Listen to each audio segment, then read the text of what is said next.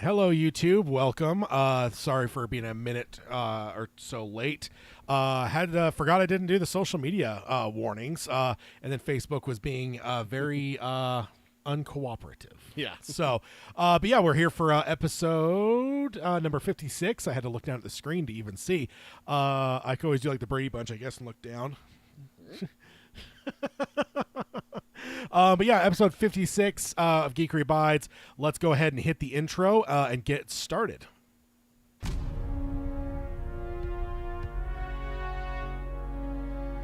He who is ashamed of his geekery has forgotten the face of Stan Lee.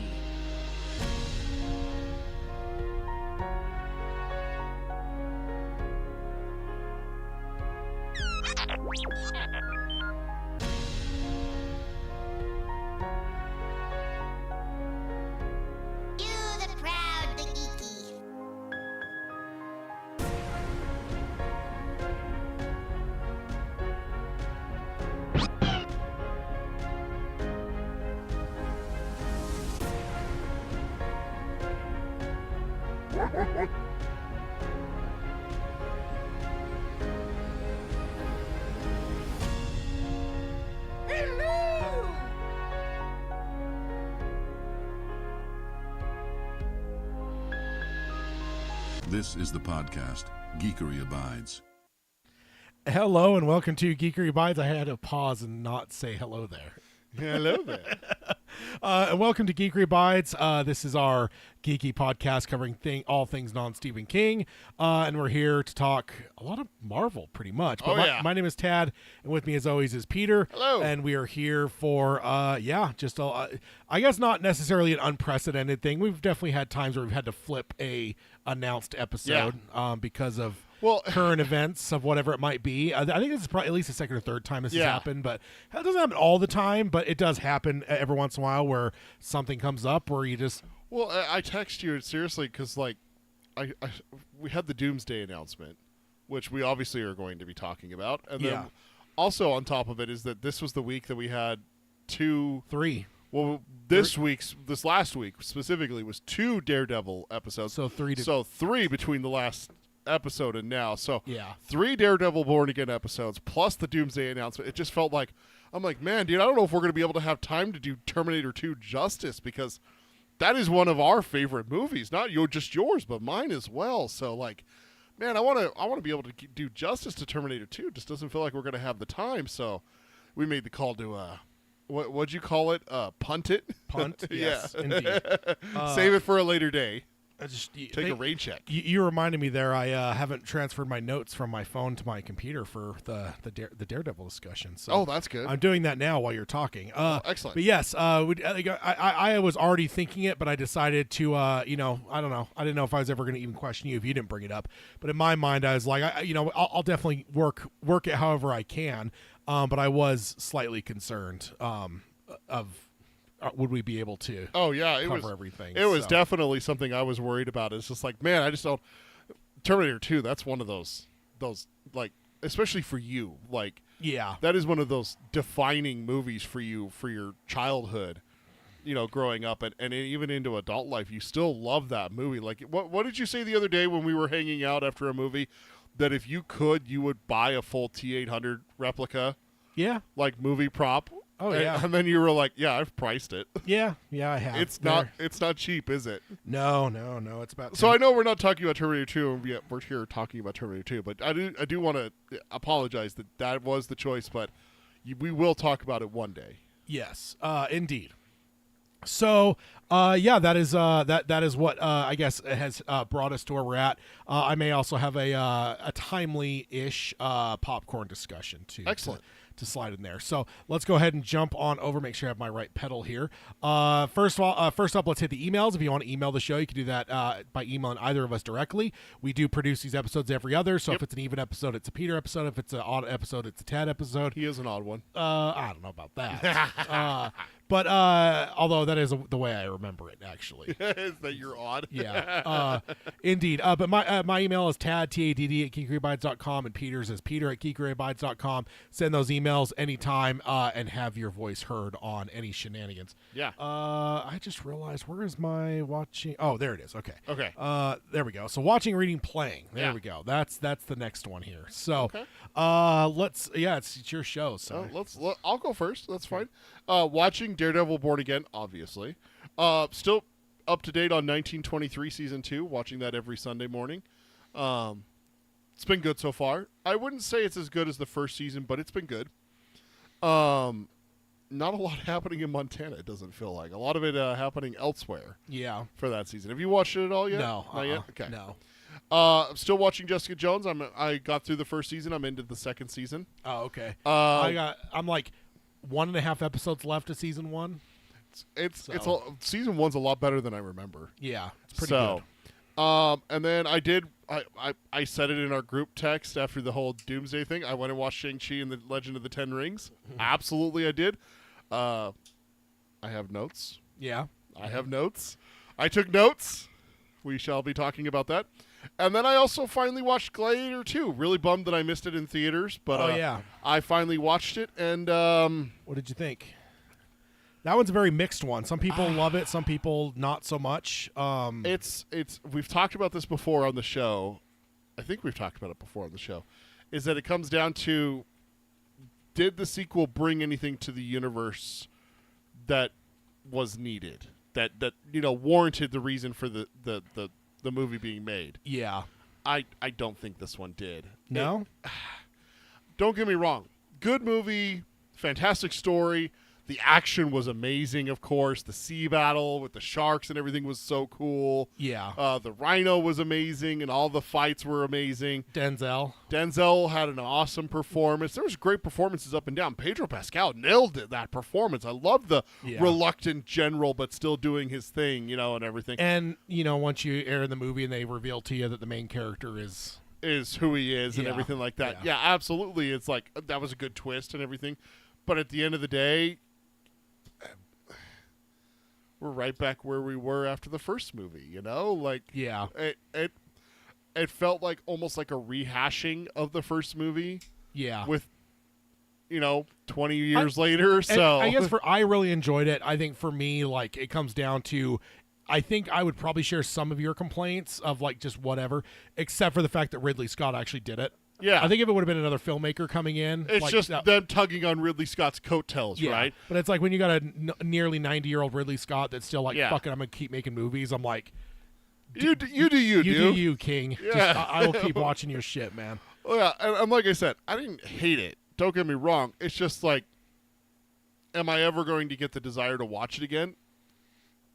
Maybe. Yeah. No, maybe. It's definitely not one that I'd watch as often as, I can't even say I've watched the first one a shit ton, actually. See, I watched every time I rewatch it, I'm like, I should watch this more. Yeah, the first one is such a good movie, and it holds a special place in my heart because it's the first rated R movie that my dad took me to. Yeah. Like he took me to the theater to see it. I mean, it was the dollar theater and everything, but still, it was the theater to see it. Yeah. And everything. So it holds kind of like a special place in my heart. So maybe that's why I'm being a little bit critical of its sequel. Yeah.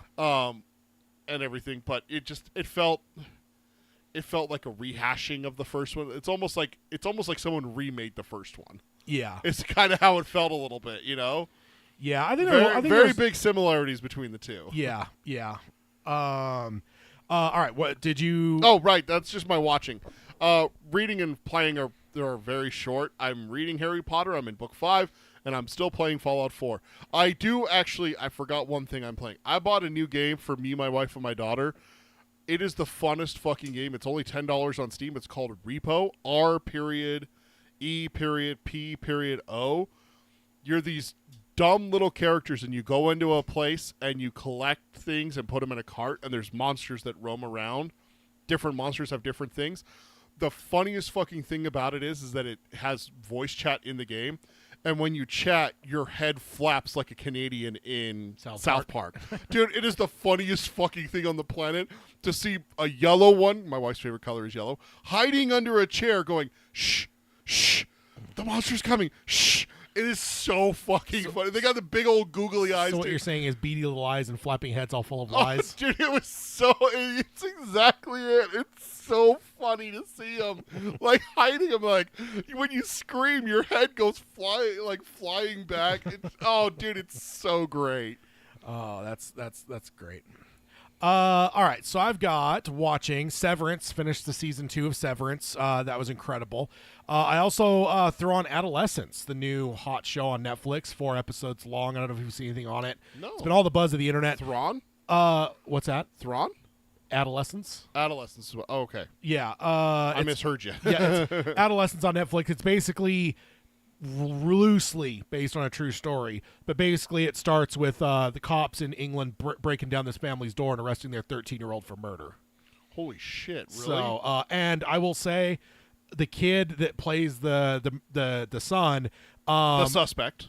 He is. I don't think he's ever done anything true, like legit acting. He's done some like play acting and normal shit normal kids do, but he's not like one of these kids that's been groomed since a young age to be an actor. Or like some of these, like even some of the It kids from the It movies. Yeah, like they're in stuff since they were like 7. Yeah, they were in like high end acting classes from like ages 3, 4, 5, like up, like to become like when they get to 12, they're like high end actors. This isn't like that. This kid hardly had any acting experience, and dude, he fucking killed it. Yeah, 4 episodes. It's a That's minimal commitment. Highly recommend it to anyone. It's really, really good. Okay, what's it? Hold on.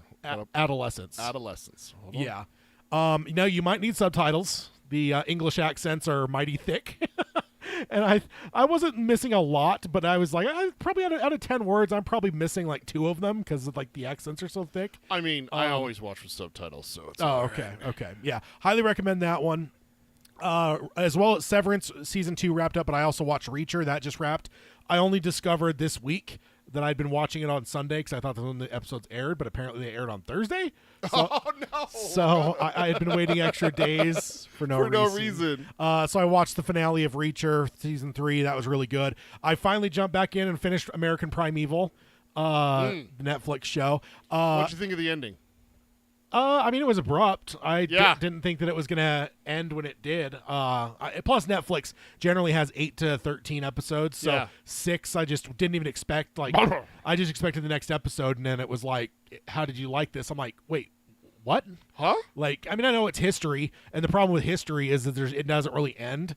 Like, there's always more story you could tell, but of course, for a narrative purposes, they've got to just end it at a certain point. But yeah, no, I enjoyed it for the most part.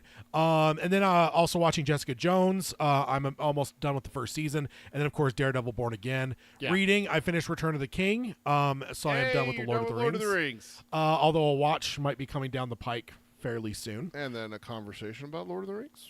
We already did a Lord of the Rings episode, but I feel like we didn't do it much justice because I don't think either of us had watched it in so long that. So there might be some further discussions. We'll see. And then I started a new book called Blood of the Prophets, which is allegedly widely regarded one of the best books on the Mountain Meadows Massacre. Oh, yeah. American Primeval inspired. Yes, indeed. So, I wanted to go read into that. So I'm reading this book called Blood of the Prophets. And then I decided about a week or so ago, I dove back into Red Dead 2, left off in the epilogue. I looked at my save files and realized it had been like it was summer of 2023 last time I had played it. So it's been a minute. It's been a while. I went and I've accomplished a lot in the last week and a half or so. So nice. Working my way toward the 100% completion there. But that's it for me. Nice. What do we got in the chat here? We got a lot going on. My wife says watching 30 Rock, Ghost, Harley Quinn. Harley Quinn actually finished, honey. That's why I didn't put it on my list. Daredevil: Born Again. She's watching Supernatural with our daughter, which is interesting because a little bit of horror those first few seasons. So even more introduction to horror for her. She's still reading It and then playing Disney Dreamlight Valley and Repo, like I mentioned. And then Mike is joining us. Welcome, Mike. He says he's reading Making the Masters by David Barrett. Playing nothing currently, watching Daredevil: Born Again, and catching up on Hulu and Disney Plus after re-signing up. So Mike says he's excited for Andor Season 2 and The Last of Us Season 2. Yeah. Andor comes out in April as well, pretty much right when Daredevil wraps. Yeah. A lot of people are assuming that's why they're doing these two episodes a week. Couple episodes a week on a few weeks is to keep it from overlapping with Andor. Yeah. So, yeah. But I agree. Andor season 2 and Last of Us. I'm excited for both of those. I forgot to go watch the trailer for Andor. I know that a teaser came out. I watched that, but I didn't watch the trailer for it because that just dropped last week, right? No, there was a trailer earlier. There's a new trailer that just dropped. The new trailer I didn't. I actually haven't watched it yet either. Oh, you haven't either? No. Oh, okay. I mean, I'm gonna watch it. So like, I don't know. There's part of me sometimes I don't fully engage with all trailers. So. Yeah. And then Mike asks my wife how reading It is going, and she says, "Ugh, it's going. LOL. It's a really good book, but anytime Pennywise comes up, it still gives me chills." And then Mike says something I really like. Well, yeah, it's well written. If you can get through the book, hating clowns, you can do anything, including besting Tad, and that is the prize at the end: is to best Tad. I still think we need some Pennywise on the soundboard. Hi, Georgie. Want a balloon? Oh, the best part is I know your wife's probably heard that before. She has. So I do have a bone to pick with you, sir. What'd I do? Last episode. What'd I do? You said that you were going to reveal your plan for Harry Potter for me. Oh my gosh, I forgot. And you did not. I totally forgot, sir. I did have some excessive credits on Audible, so I did buy the second book. So I've got. Excellent. I'm going to watch before reading, but okay. The first 2 books are in my library now. Excellent. Now I've got to recover some credits a bit now because I was down to like 1 credit. For me, 3 is pretty standard. I just don't know why. I don't hoard them necessarily, but I like the comfort. You like having the 3 on hand because if you get told, hey, you should check out this book because it's really awesome and talks about nuclear warfare. Yeah. Or, hey, you need this book because it's a really awesome story involving werewolves and it'll scare the shit out of Peter. Or something like that. Or yes, I like to have the freedom of it, and being down to 1 credit makes me nervous. Although it's probably 2 now, because I think yesterday or so was my credit. Excellent. Or 2 days ago. So yeah, but either way, I do have those. So what say you, sir? All right. So the plan, we're gonna watch first. Yes. I think we're gonna watch. I think we're gonna go 1 and 2 together. I think we're gonna watch 1 and 2, and then we're gonna discuss because I don't think 1 movie is enough for us to do a full episode on. Okay. Maybe as we get into the later movies, there's a little bit more meat on the bones than those first couple. So we're going to watch the first 2, and we're going to do it. The first one is going to be in May. So okay. Going to give you a little bit of time. I know that April is oh, no, May's pretty busy, isn't it? Did you put it on the... I didn't. I purposely didn't because I didn't want you to see it and have it spoiled for you. Okay. I forgot to look at the calendar. Isn't that when Thunderbolts comes out? Thunderbolts. We got your episode, right? We got Thunderbolts on episode 59. So that's the 10th, and then the 24th, episode 60 is wide open. That's what it was. That's what it was. Yeah, because odds are yours, evens are mine. So yeah, episode 60, we're going to be talking about Harry Potter and the Philosopher's Stone or Sorcerer's Stone, depending on where you're at in the world. I don't speak metric. so Sorcerer's Stone for us. And sorcerers are fun, and the Chamber of Secrets. So, and you own all 8 movies, so we don't have to worry about that. I do. My niece was very happy that I did own them, even though you've never watched them at various points. They've been watched though. Not by you. She watched them. That's the important thing. Not by you. Yeah. So we're gonna start with that. Right. Sounds good. Yeah. All right. So that's phase 1. So let's move on over because now I'm calling it news/popcorn topics. Yeah. Because I guess that's now officially the name for them. That was just a pencil-in name, but it's become the name. So I like it. Popcorn top. Let's Get move your popcorn. Let's move on over into Daredevil. So I have this episode structured in a way. So first off, we're just diving into Daredevil right off the bat. Okay. So episodes 4, 5, and 6. Let's hit these episodes. Episode 4 is called Sic Semper Systema. Yes. Episode 5 is With Interest, and episode 6 is called Excessive Force. Indeed. What a string of episodes. Holy shit. I mean, first off the bat, we got to talk about episode 4. I mean, yeah. So, right off the top, I don't care about going in order necessarily. Yeah. So my first note is Frank and Matt. Frank, oh my god. The Frank and Matt scene. I mean, say his name. I was like immediately thrown back to the rooftop argument in season 2 of Daredevil, which is one of my absolute favorite moments. When I got to that on my rewatch, I was just like, I just wanted to just hook it to my veins. This felt like an extension of that in the best kind of way. I had to make sure that like I wasn't going to have any distractions, that I wasn't going to need to, I got me a food, I got me a drink, I went to the restroom, I came back, and I'm like, okay, am I good? I'm going to watch this whole episode with no interruptions. That when I got to that episode, and I knew that it was that episode. I was the same way. I was like, whether it's true or not, I've heard some rumors that Frank would then fall out, not show up for a few more episodes. And I think the rumor I had heard is he wouldn't show up until episode 7. Yeah. But that's next week's episode. I don't know. Yeah, that's the thing. It's like we got 5 and 6 already done. Yeah, exactly. So if that's true, that was just a rumor I'd heard at one point that Frank would then fall out after this episode and show up again in episode 7, or maybe it was 8. But either way, it's a little bit more toward the end of the season, but that's coming up very quickly. I did look because we were talking about, like this, making sure that it's done before the Andor. This is the only time that we're going to have 2 episodes aside from that first week. So it was the first and then this one. Okay. And then this one. I knew there was. I went and looked. April 1st, April 8th, April 15th. So we have 3 episodes left: 7, 8, and 9, and it is 1 per week. So okay. So it was the first and this one. Yes. And that's what made it weird. Is it's like, wait, you got 2 with the 2 or 2 weeks like, of 2 episodes? Why? Like it. So that's why I just wanted to clarify that there is no more 2-week episodes a week. So, Frank was exactly kind of where I thought he was. Like I said, gulag. Like kind of like looking like it looks like he's just in his own prison. Yeah, put himself there. A lot of toys. Is he still active? It kind of sounded like he was still active, like going out and killing people. Yeah, I don't think that's going to stop. I thought it was kind of interesting that Matt wasn't trying to stop him more so than he did in season 2. No, you got to stop doing this. I will say, I know I'm jumping ahead a tiny bit, but when we're flashing in the last episode through the different graffitis, when they're talking about when they're talking to Fisk and then going through and they're them. flashing them all, they show that Punisher one. Yes, they do. That's interesting because yes, I didn't necessarily take that as being a muse. Yeah. So that's interesting. But this scene with the 2 was just incredible. I could have watched that for 4 hours, just those 2 going back and forth. Also very interesting in that scene to see how Matt describes Foggy. Yeah. That was. Oh my heart. Now, do you buy into this theory people have that they're going to be ripping the comics and Foggy is alive in witness somewhere? Protection? I don't think so. No.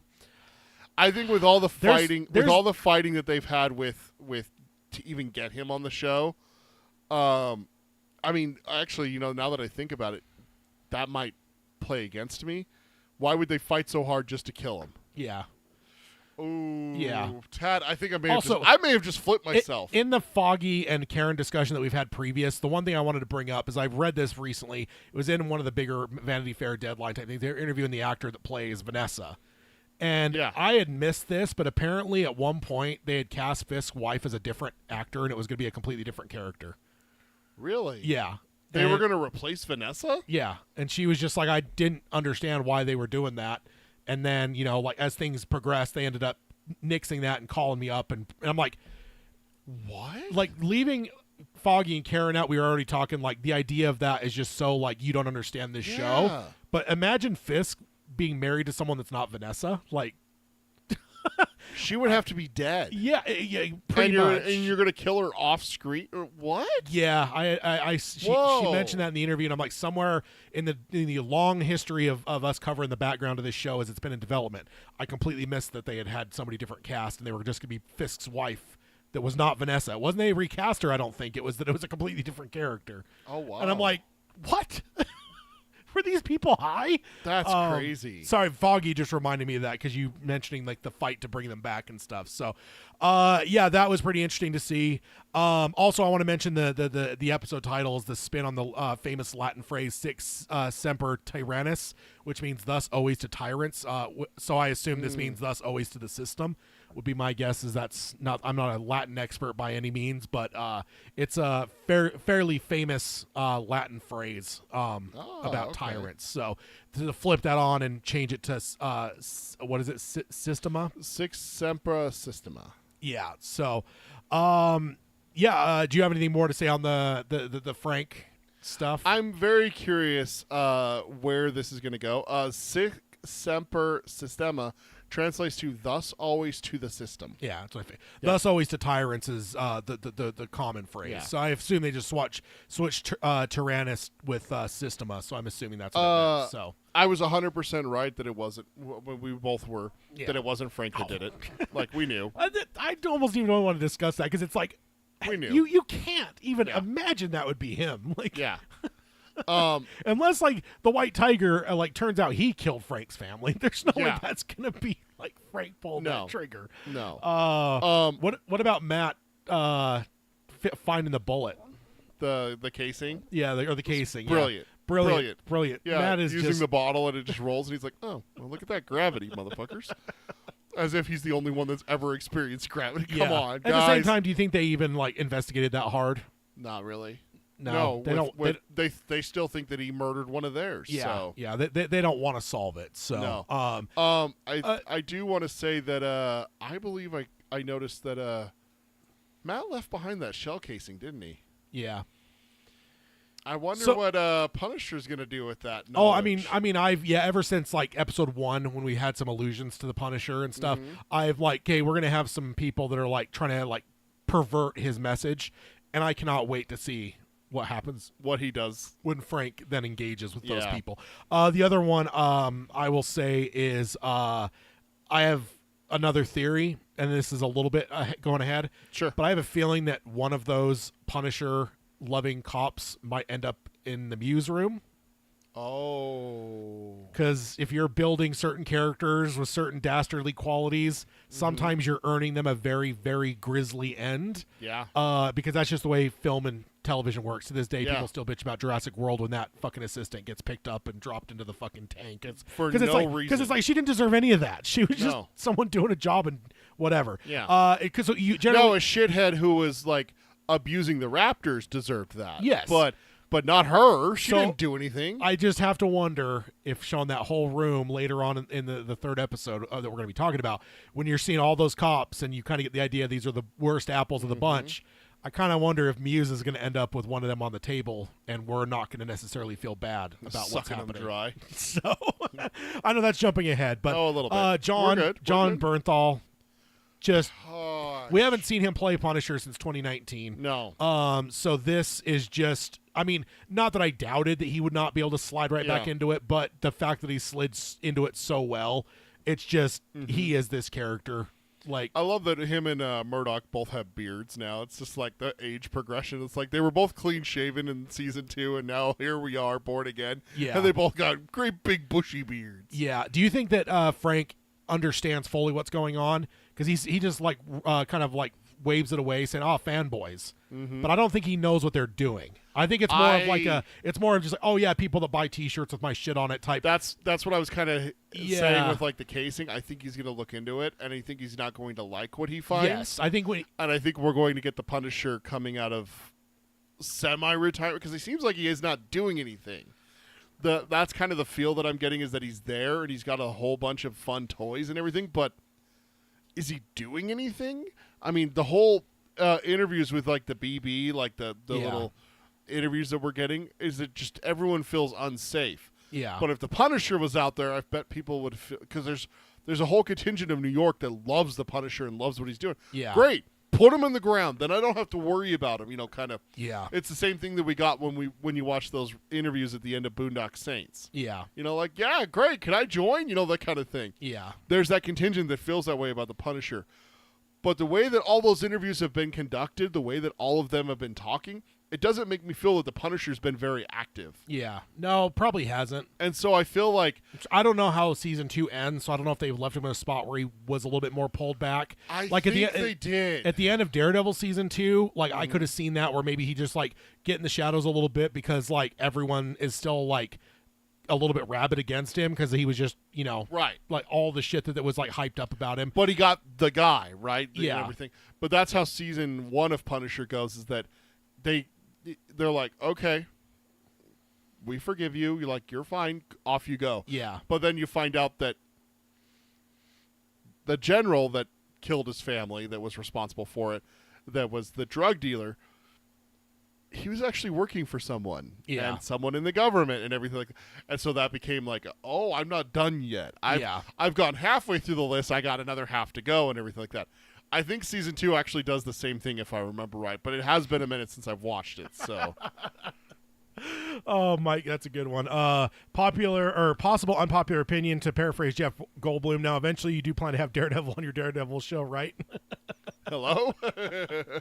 I will say I'm not opposed to what they've been doing, because I think just even the name Daredevil Born Again, like the premise in the comics was that he basically stepped away from the whole Daredevil thing, and it was a matter of like rebirth, and the fact that they've basically said that like there's almost an infinite amount of seasons to this, like this isn't like we've got a couple seasons in mind. No, this is like, I truly believe, like if you kind of look at like that Spider-Man trilogy with Tom Holland, and like when you look at it like in its entirety, it's like, oh, that whole trilogy was essentially like the full like origins, you know. And it's like I kind of have a feeling this entire season is the origins of Matt, although we'll get to it, but at the end of these 3 episodes I do think that Daredevil is 100% back, but I think he's been fighting against coming back, but the temptation has been there all the way across. But I've loved what they've been doing, because I do 100% believe now the rest of the way through this and the rest of the seasons we're going to get, I think Daredevil's 100% quote unquote born again. So Mike says, I just looked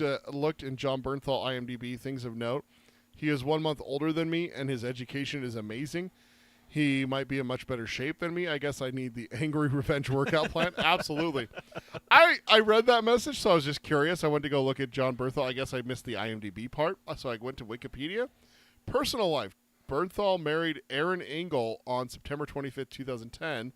They have 3 children together. The family lives in California. Angle is the niece of WWE Hall of Famer Kurt Angle. Oh. What the fuck? He has Kurt Angle as a uncle-in-law? That's so fucking cool. That's awesome. That's a little bit of trivia for you. So also we got to talk about it is on point with what we were talking about here with Mike's comment. At the very end of episode 4, while we see Muse draining one of his latest victims, which we know nothing about him. Yeah. Right? We haven't figured out anything about him in episode 4. We see Matt with his billy clubs on the roof practicing. Yeah. So it's like, oh, here we go. Yeah. So yeah, exactly, for sure. But I have a note. The parallel all season with Matt and Fisk have been absolutely stellar. In this episode, the one that really jumps out is Matt on the roof, which you just mentioned. Yeah. Doing some Daredevil practice while Fisk is going to the basement, and we finally see Kingpin peeking through. We see Kingpin, yeah. Because I like to look at it almost like the Heisenberg and Walter White. Like there's Matt Murdock and there's Daredevil, and then there's Kingpin and there's Wilson Fisk. They're separate entities that both characters have been trying very hard to separate, and they're trying to leave behind their alter egos and just be their but the whole show there's been hints. We saw the bloody knuckles that we talked about the last episode, the last Geekery Abides episode, and now here we actually see the payoff for it, where he's been beating Adam, and then Daredevil he's peeking through by on the roof. He's training a little bit because good stuff. I will say that I believe I said it in our last episode. I didn't believe for a fucking second that Fisk was done being Kingpin. And at the end of this episode, when we see him walking into this fucking basement that's beautifully decorated and has the rabbit in the snowstorm with the blood still on it. Yeah. And other pieces of art and other cages as well. Yeah. And then we see him sit down to dinner and eat dinner in front of Adam. And when Adam's like, please, Fisk, he's like, that's Mayor Fisk. It's like, oh, no. So, Kingpin didn't go anywhere. So I did have one note, though, that I posted on, I think, Reddit. Got a lot of response, and some people got a little angry. I said, say what you will, but Adam in a cage is growth for Fisk. I mean, the car doors were embarrassing him in front of her, and this dude porked her, and he still draws breath. Yeah. That's some growth. I mean, some people argued with me that him being alive is worse than him just killing him, because, like, the life he's living is not great right now. Yeah. But I'm like, it's still growth. Like, I mean, and then we also saw what he is doing with Adam. I mean, he walks down in, is that episode 5 or 6? 6, yeah. 6, where he walks down there with a fucking shining Axe. American Psycho. Yeah, Axe. American Psycho, The Shining. You take your pick on. Well, Axe The Shining killers. doesn't have the Shining isn't shiny. The really like glossy looking that's American Psycho to me. Yeah, for sure. I was meaning like The Shining, just with the fact that he had a fucking axe. An axe, yeah. So it goes down there and he fucking gives it to him and opens the door, then beats the shit out of him. Yeah. Holy hell! So Mike actually mentioned something that comes along with the note I have. My note, and I took this note while watching the episode, so we actually end up getting payoff for this in episode 6. But I noted this in episode 4. One thing I will say I noticed, I took note of this throughout the entire show up to this point. Fisk is being seen eating fairly small meals, which makes sense. He's a lot skinnier than we've and saw they in even previous. Commented on that he's lost weight. You've seen him with eggs. You've seen him, but every time he's eating, it's like when you go to the high end restaurants and it's just like a tiny little, whatever. It's been like that the whole time. But 3 or 4 times they made a point of showing us him eating, and they fixate on the food for a long period of time. Not a long period, but they give you sandwich shop. They give you a few seconds to kind of see that, like, okay, like he's very careful with what he's eating and stuff. But here, when he goes into the basement with Adam, that tray is fucking loaded. Yeah. There is like probably 3 or 4 meals. Sausages. There's like a whole serving of pasta under it. Yeah, there's covered in cheese. It's probably at least 5 meals for what we've seen of him previous. Yeah. That he's bringing down there. So I just noted that because I'm like, that's interesting. And that's what Mike said. I love that Fisk is putting on weight. It's a sign that he's going back to old Fisk. And that's exactly how I interpreted it, because it's like the whole time we've been seeing this controlled Wilson Fisk, and then suddenly he goes down to this dungeon and it's like, oh shit, Kingpin still exists. Not that I necessarily doubted it. But then also the food, I was just like, to me, it was like the ultimate. And you mentioned the rabbit in the snowstorm. That was the other thing where I'm like, what better symbol of Kingpin than that painting where, Dex killed, a well-to-do person because she wouldn't sell it to him, right? Yeah. So it's like, but then it also still has Fisk's blood on it to show his failure. Yeah. So that he's always, no matter how many times he's going to look at that painting, which is supposed to be his favorite of all time, when he goes to stare at that white again, he's always going to see that red, which marks probably to him his biggest failure. Yeah. Is when he let Daredevil beat him. Yeah. Yeah, so I just think it was a cool, like what did you say earlier with Boondock Saints, the symbology. Yes. You got a large plate of food, you got the painting, it's just all this stuff, it just shows you in a perfect way. Again, and I love the parallels because you're seeing Matt on the roof at the same time. Brilliant stuff. My wife says I love the going between the two, the parallelism. That felt very Netflix Daredevil, and she just loved it. They've done with it throughout the entire show so far, and I just love it because they're just showing us the parallel with the two. Yeah, absolutely. And Mike says, as a native of Southeast Pennsylvania, I hated the shot at cheesesteak. Being honest, I don't like them either. I've never had one, so I can't say a word. I love them, man. You keep telling me how much you love them, but we've still never gone and got one. So yeah, I think the big problem is that Philly cheesesteaks are most commonly served with like mushrooms and onions, right? You can get it without. See, I don't do either of those. So you can get it without. Yeah. Let's see. And then speaking of, or let's see. Oh, I Leo memed with the tray of food just because it was just yeah, I was like, it's one of those things where I didn't necessarily notice the small portion sizes of the food. I thought it was because in the Netflix show they showed a lot of his food too, where they would show like these really like him cooking an egg, and omelet, and he's putting chives, and then it's just you could see he's kind of a foodie or whatever. So I was just like, oh, that's just part of that. But then the second I saw that massive tray of food, I'm like, no. They've been showing it to us to set us. Good Lord, that's a lot of food. Yeah, it's like it was to show us that he's been very controlled, but now suddenly he's not. So yeah, I Leo meme there, and I said, speaking of Leo meming, Fisk gave his famous line, "When I was a boy." He says that all the time. I love it. Oh man. And then my next note, oh my God, the "We Built This City" gag with the fucking kids singing. I said, we've seen Fisk blown up, shot in the face, hit by a car, beat to fuck by multiple characters, arrested, humiliated, but we have never seen him in a way like he did in that classroom. They're like, on to the next. He's like, no, that was good. And he's trying to be polite, but you could just see such misery and just like I said, we've seen betrayal. We've seen like his adopted daughter betray. Like we've seen Fisk go through a lot of shit over the last 15 or so years, but nothing like we saw. It's just one of my favorites. I hope there's GIFs, because that should just be a reaction GIF of just him like, yeah, it's so good. And then later for the Latvian payoff for the Latvians to sing it to him. It's so Dude, good. I got a feeling like they keep making a point to make him go through these like mundane things that a mayor has to. And it started in episode 4 with him revealing his plans for like the waterfront. Yeah. And everything. And I want to talk about that for a little bit, where he reveals that and she's like, well, that's not the way we do it.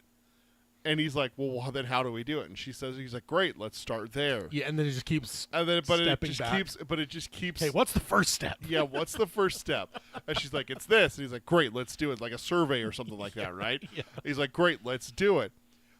I got a feeling at some point he's just going to be like, fuck all this shit. Yeah. I'm done. Like, with that shit. I don't care if they, hate me for it and everything like that. I'm done keeping up appearances. This is my plan. This is how I'm going to do it. I'm going to get it done. What did you think about Fisk losing his goddamn mind over whoever leaked that he's a union buster? Yeah, that scene scared me. Yeah, that was starting. But I knew it was just one of those things. I just inherently knew that he would be okay once the dude gave his contrition, because the dude's been so sold out for him. Yeah, dude. When he said like it was me, and he's like, everyone leave, and I'm like, oh god. Yeah.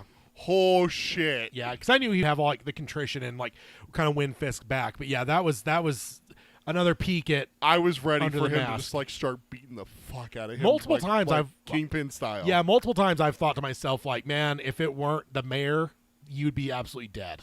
Just if this was times. Kingpin, you'd be dead. Yeah, exactly. The gangsters are really starting to rub me the wrong way.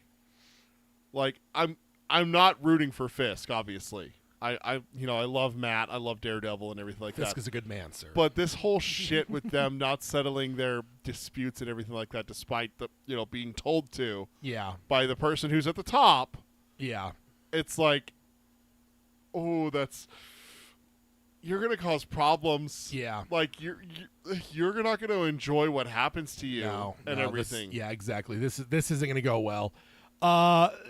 On the Matt side of things, when he's interviewing the dude, the Skrulls question absolutely fucking killed me. Could it have been a Skrull? Matt pauses. Nope.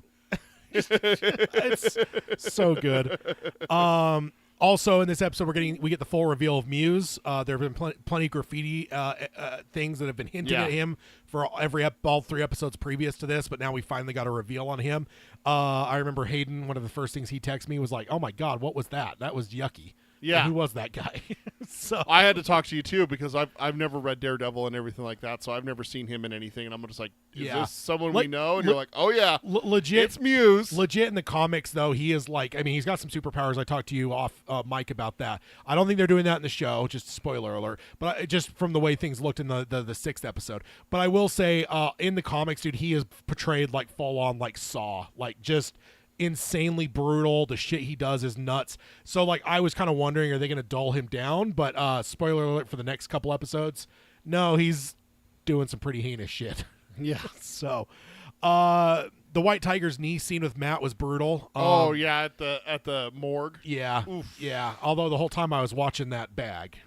I will say, I wonder what happened to that amulet.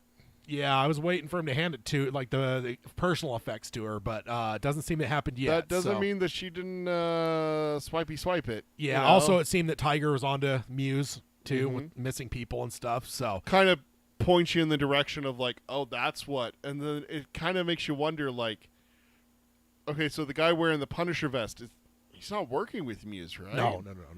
This is not connected, right? No, not connected. But it's eventually we're going to see in a few episodes, that was the reason for Fisk to put his anti-vigilante. That's the excuse, right? Yeah. It's that's he was something he was able to use, which is unfortunate. So in the comics, White Tigers does transfer to being to the niece, although in the comics she's older. She's in her teens, 20s, she's old enough to be a superhero.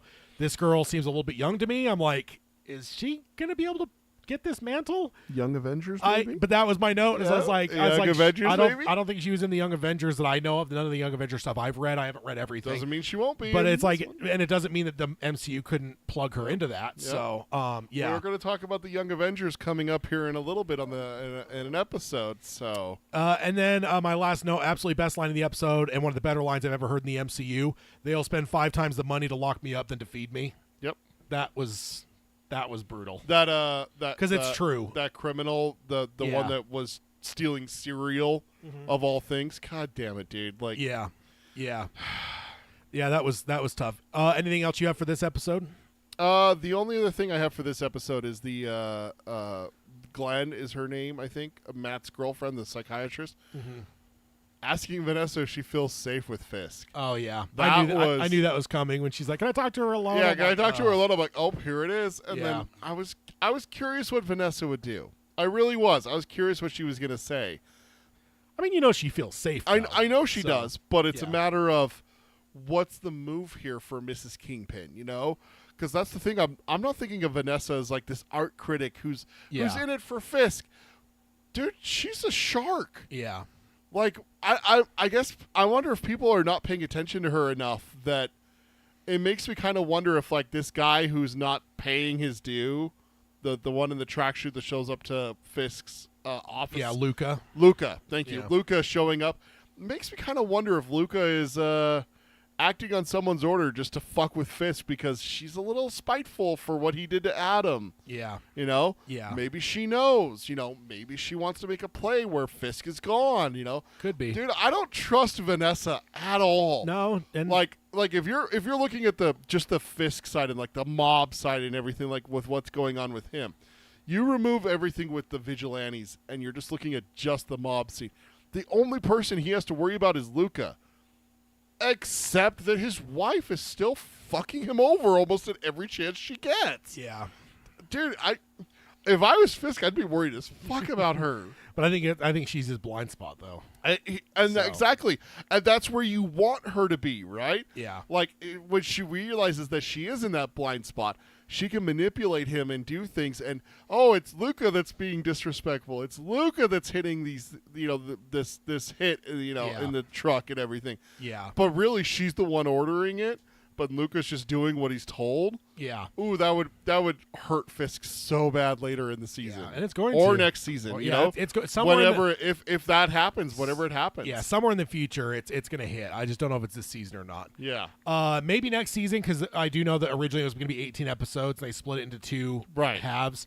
So I do think that we're going to kind of see and I think what Mike's question earlier about, not seeing a lot of Daredevil. I think originally when this was planned to be 18 episodes long, you know what I mean? Like you're only going to have a few episodes without Daredevil in an 18-episode season. Exactly. So, but now when you compress it down to a season, it suddenly feels like unfortunately, it's going to feel like we're getting half the story because we really are. They had to split it into half. So, I do think they will have massaged it to feel like we're going to get a finale and stuff. But I do think it'll be very cliffhanger-y-ish, not like a full-on cliffhanger. I'm not predicting that, but I do think we're going to be ending season 1 really hoping that season 2 is very quick down the pipeline. And they're working on season 2 right now, right? Yes, they are. So, over to episode 5, which is With Interest. This is a very self-contained episode. A bank robbery in the Inside Man bank. I don't know if you noticed that. Is it really? Same bank. Oh, I love that movie. Yeah. I was like, that looks so familiar. So I went and started looking around, and I was like, oh, somebody mentioned it. I was like, oh, and I went and looked up some pictures from Inside Man. Yep. Which I know you're a big fan of that movie. I do like that movie. It's a good movie. St. Patty's Day, only a week off. Yeah. Only a week off from real St. Patty's Day. I don't know why they couldn't have just shifted Daredevil over a little bit. Just a week earlier, so it's on the day after St. Patty's Day instead of a week and a day after. Yeah, indeed. And then Mr. Khan. Dude! I was like, when he came on screen, I was like, what? This isn't happening. Yeah, and I knew something was up because he was talking to him for a bit and he wasn't sitting down. Yeah. I'm like, they're hiding something for a reason. So when he finally sat down, I'm like, there we go. Oh, Kamal's dad. And this is where I was saying earlier. He's one of my favorite characters he's so funny. Of the newest phase. He's just been I love Kamala a ton, but her dad is just one of my kind of like who was it in Shang-Chi? There's someone that's just super lovable in that show. Oh, Katie. Yeah, the best friend. Yeah, there's just characters that are just you just love them, and her dad is that way. It's and so to see him here was incredible. The lovable sidekick kind of thing. Yeah, you know? Yeah.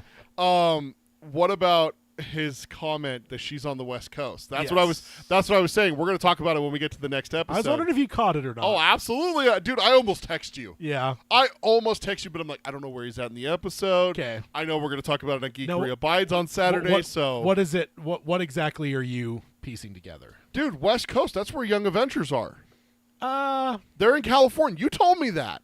Well, that's where they are, is California. There's a couple people in California. Okay. Like Cassie Kane, San Francisco with Ant-Man. Okay, one thing that I forgot. Yeah. And it finally hit me like a fucking lightning bolt. What was the post-credit scene of the Marvels? In the Marvels. San Francisco, isn't it? No, what was the post-credit scene? Ant-Man. No, Kate Bishop. Kate Bishop. Oh, yeah. Kamala's sitting there. Yelena. No, Kate Bishop. Oh. In the Marvels.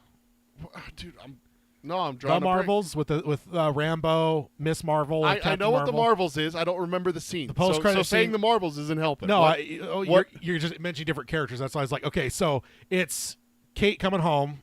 Right. New York, she feeds a pizza to the dog. Yeah. And then Kamala's sitting there, and she starts Kamala, not Yelena. That's what I was mixing up. Yeah, that's why I was like, I was thinking it was Yelena. That's Hawkeye, where she shows up in her apartment. Yeah, so, and she kind of riffs on the Sam Jackson lines. I'm building a team. Yeah, exactly. And then she's like, I guess it's just you is the only one I've got, but I have feelers elsewhere. Do you know Ant-Man has a daughter?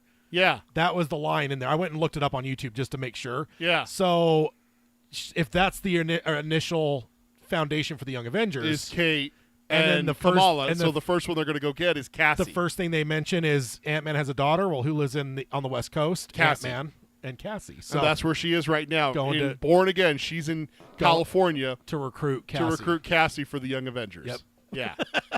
Because I was wondering, I'm like, I could be, because I mean, the Young Avengers are kind of all over the place, but some of them, either way, but they're not necessarily set on the West Coast. Oh, I thought they were for some reason. They're set in New York. No, there's West Coast Avengers. That's what I was thinking. Yeah. We talked about them before too. That's what I was mixing up. Okay. So, but then I went and when it hit me, I was like, wait a minute. And I went and I was like, there was a scene with Kate Bishop and Kamala, I swear to God. So I went and started looking. I'm like, oh, it was the Marvels. I went and found that scene. And the fact that Cassie is the one that gets mentioned, I'm like, they are fucking piecing us along now. Yeah, absolutely. We're going to get the Young Avengers. Yeah. Like it's in the works. And we also got here, Angela Del Toro is the niece of the White Tiger. And you said, like I said earlier, maybe she'll join the Young Avengers. You know, like that. Which champions? We got to get used to calling them that. Sorry, they've changed it to champions because none of them young champions. That was actually one of the jokes in the post-credit scene. Was she's like, I'm thinking about a team for us younger people. She's like, I'm 23. That's what Kate says. So yeah, that's funny. Good stuff. Super geeked me out for sure. Also, the loan thing. Matt trying to get a loan reminded me of Falcon. Yeah, from Falcon and Winter Soldier. And then Matt offering to help Mr. Khan if he ever needs a defense attorney. Absolutely. It's another little emoji I put there because have to wonder if Kamala is going to get into some legal trouble. I mean, she already has in her series. So. Yeah. But if it happens further, and maybe with the Young Avengers, I'm starting to wonder, what if Matt becomes the Splinter to the Young Avengers? Oh. In the first comic, it's Jessica Jones. Oh. But what if they flip it and it becomes Matt becomes like the sensei to the Young Avengers? Okay. So that is just that was mentioned, and I was like, there might you have something. I think you have something there. Okay. Okay. What did they? Well, what did they say about Daredevil? Oh, we have so much still to tell. What if Daredevil Born Again season 4 is Daredevil and the Young Champions? Yeah. Oh, for sure. Yeah. Also, one of my little nerdy things: the hoods for the robbers. The different colors are the Infinity Stones. There's only 5 of them. Not 6. The orange one's missing, but what is the color of the jewel that they steal? Orange. Or try to steal? Orange. So It was way too bright that I was like, something is there. And then when I started like looking at the colors, I'm like, oh, it's the Infinity Stones. It's the Infinity Stones. So that's kind of cool, though. And the craftiness of him to swap it with the candy and then leave it there for him to find. Yeah. Whose jewel do you think that was? I don't know. That wasn't an Infinity Stone, right? No. Oh, no. That was just a diamond, Can you right? imagine Infinity Stone? Just in a locker. Safe to deposit box. I mean, there was a whole bunch of them in the frickin' in the TVA. Yeah, we use them as paperweights. Man. That line still gets me. The negotiator is Angie Kim, returning from episode 1. Yep. Now, I did think for a second that it was, what's her name? Yuri. Dude, I could show you my Google search where I looked up Spider-Man the video game cast, Yuri Watanabe. Okay, it's not her. Okay, we're good. Because she was dressed just like her. Dude, the haircut, the attitude. But you remember her from episode 1, though. No. She was Cherry's partner. And she was there at his retirement thing. She's like, why the fuck are you retiring?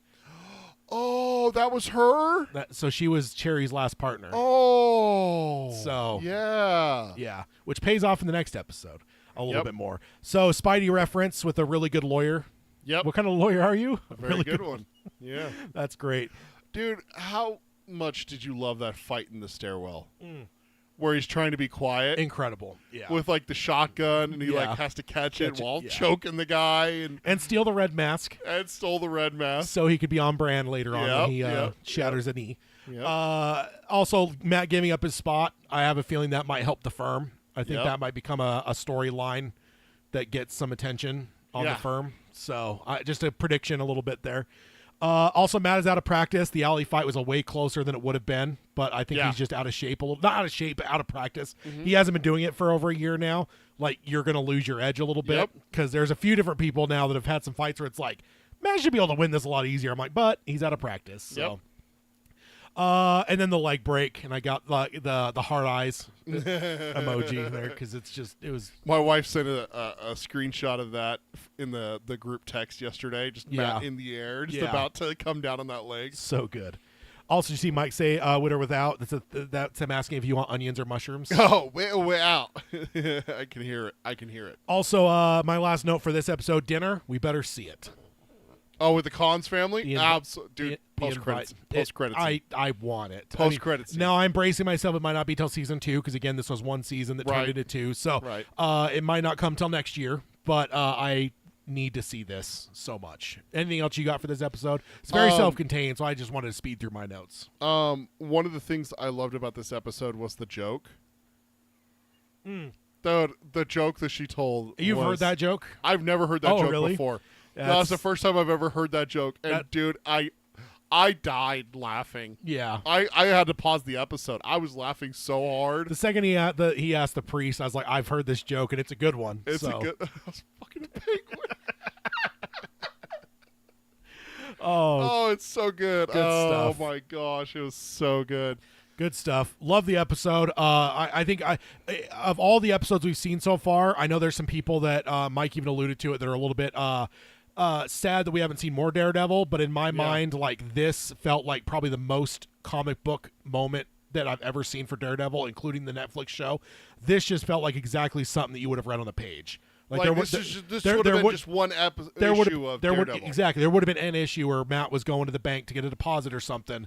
And he gets stuck in a hostage situation. Yeah, like this is exactly the kind of shit you see in a Daredevil comic. So I loved it because it's kind of those things. It's like you always do that with heroes, or like especially if they have a lot of power. What do you do when you take it away? Iron Man 3, when you take the suits away and he has to deal with it without. Like, that's just what you do. So what do you do with Matt? You put him in a situation where there is no way for him to get out and turn it, like, get the Daredevil stuff. To be Daredevil, yeah. So also. I did notice someone tweeted something about like, oh man, Matt's way more acrobatic here than he ever was in the Netflix show. Yeah. And the dude that ran the show for the Netflix show actually responded and said, yeah, because if we had a budget like they did, he would have been doing it. We just didn't have the money to kind of make him Spider-Maning with him like up on the ropes and everything like that, where he's able to do like the acrobats. And he uses the grappling hook, the hook thing. Like, he uses that in the comics all the time, and he used it once in the Netflix show, one single time. Yep. And he basically responded, said, if we would have had money, we would have done it. Like, don't trying to make this out to where like we were like making a statement and I'm not doing it. We just couldn't afford it. Yeah, so. which is good to hear because like a lot of people have that. Well, he couldn't have done it before, so why is he able to do it now? That's unrealistic. Disney is so stupid. Yeah, and criticize Disney because they're not staying true to the Netflix Daredevil. Yeah. But I like that he comes out and he's like, oh, no, hell no. We would have done it if we had the money. Yeah, we would have done it more than one time. Absolutely. If we had the budget for it. What did you think about him, like, having the Funko Pop of his daughter? Like, how cool was that? Oh, Kamala. Now, here's my question. A custom one. A custom. Did he make it, or do you think she made it? I think that she 3D printed. I think like 3D printed, right? Because she's such a nerd that I could see her making a one of herself for her dad. Not like in a conceited way of like I should be a Funko like a Pop, Father's Day gift. Yeah, it's exactly. So that's instead of the world's best dad coffee mug, he makes her a little Funko Pop of herself. Oh, good stuff. I had to bring that up. That's great. And if I swear to God, dude, I'm with you. If we don't get a dinner with the Cons family with Matt, we need it for sure. Absolutely. So then over to episode 6. Holy shit! Yeah, a lot of stuff here. My first note: Swordsman. Yeah, gotta love that. Picking him up from Hawkeye. Yeah. Not only him on the street fighting, but then later we see him in the richity rich thing, saying that he'd buy the mayor's house if Fisk didn't behave. Yeah. So the thing we got to remember is Fisk didn't win a full election; it was a runoff election. Right. So he doesn't have a full term. Right. So that's gonna potentially be a thing. I think that may be one of the reasons why Fisk is so impatient. Yeah. He's got to get shit done because does he really think that he's going to get reelected? Yeah, that's probably not. Yeah. The graffiti of Fisk was pretty brutal. The one that they're trying to watch. Dude. Oh, man. Oh, the freaking sanitation guy, his roundabout way, she's like, just tell him what you told me. Oh, it's human blood. What? Yeah. Like, I knew. Yeah. I knew something was up with it because of the way, Muse was draining the person and everything. But yeah. But then also the dead bodies and everything. Dude. Yeah. The way he just said that, just like. It's human blood. Yeah. That's wild. Matt praying with Foggy's card. That was tough. Oh. That was tough. Mike says Fisk dealing with bureaucracy is the most relatable part of the series. Yes. And I love it too because like him being like the kingpin in the criminal empire, he's always able to do whatever he wants. So now suddenly he's beholden to like bureaucracy. It's great. Yeah. Let's see. And then his girlfriend asking about hooking her up with Frank because you represented some people. What about the Punisher? You want to meet Frank? Which is a cool throwback to season 2 because he represented him. He sure did. That's kind of cool. But yeah, I love that where he just like laughed and like almost like he thought she was joking. It's like, you want to talk to Frank? Yeah. Oh man, the gangster showing up at Fisk's office is a power move. And I will say the twitch in Fisk's face. Just a little cheek. It's one of the most brilliant acting things I've seen. And his hands, the whole time his hands were doing that itching, I just want to wrap these around your throat. Yeah, yeah. And I that's the closest I thought where I'm like, we're about to see Kingpin. But I'm like, because you're pushing. Can't in the mayor's office, right? I know. Oh, man. Cross-cutting between Matt and Fisk, both being faced with their past lives while trying to maintain the present life is brilliant. While this is happening, right? The gangster's talking to him while she's kind of like talking in a way where she doesn't realize she's talking to Daredevil, but she is. So both of them are sitting there with their former lives pressing into their new life, and they're both trying to hold the line. Yeah. Again, the parallels in this show with these two characters is amazing. Incredible stuff. The sanitation guy is wild. It felt like another one of the we built this cities though, with Fisk just trying to like tolerate this guy that like you can't piss off because like he'll probably just talk to like the unions and lose you a bunch of votes. So it's like he's just trying to be patient, and it's just hilarious to me. I know you already mentioned like the blood thing, but my gosh, the way he said that. And he waited so long to say it's human blood. He's just so he's so matter of fact. It's human blood. So matter of fact about it.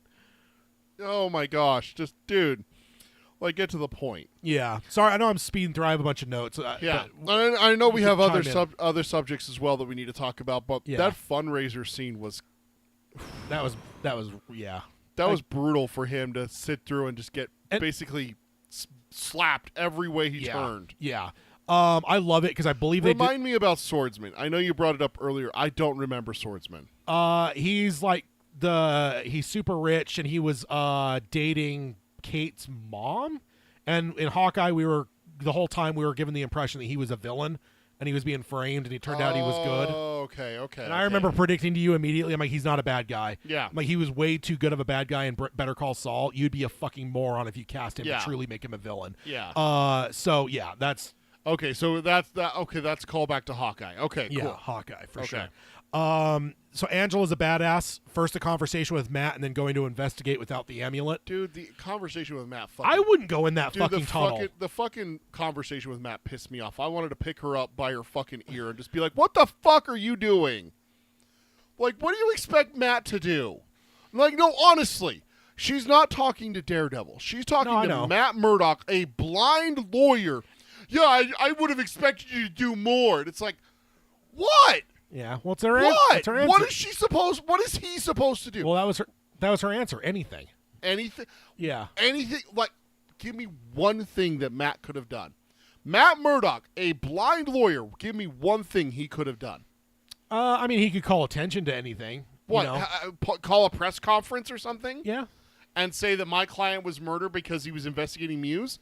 That's not why he thinks he was murdered. Well, no, not that. She thinks that the cops did it. Not that, but he could come out and bash the police and get them further against him. I mean, again, one thing. What is one thing that realistically a blind lawyer could do for this situation? Well, the fact that he advertises himself as being for the little guy, that's I think why she's coming at him, because it's like if there's anyone that should be able to do something, and she's a kid, she doesn't know exactly what. But see, that's my problem, is that scene was more written for someone who knows that he's Daredevil. But I don't think she doesn't. I mean, that's the thing, is like, you could be doing something. You could be doing anything. Again, what do you want a blind lawyer to do? I mean, he's not a police officer. No. He's not someone that can go to. She's not someone that can go to the police and be like, "Hey, do your fucking job." She's not asking him to like go out and do something himself, because again, she doesn't know he's Daredevil. I think she's just asking like, do something. Again, what? That's what my frustration with her is. Like, I guess she's grieving something, and then the whole thing where she's like, "Don't tell me this is part of the grieving process." Yeah, obviously it's part of the grieving process. It's a step called anger. Learn to deal with it. And don't go traipsing around sewer tunnels that look like the Ninja Turtles hang out there, for fuck's sake. I wouldn't. I'm an adult man. I would not have gone in that fucking tunnel. If you think there's a fucking killer loose, you don't want to know the part that pissed me off the most about that scene? You want to know what pissed me off the most about that scene?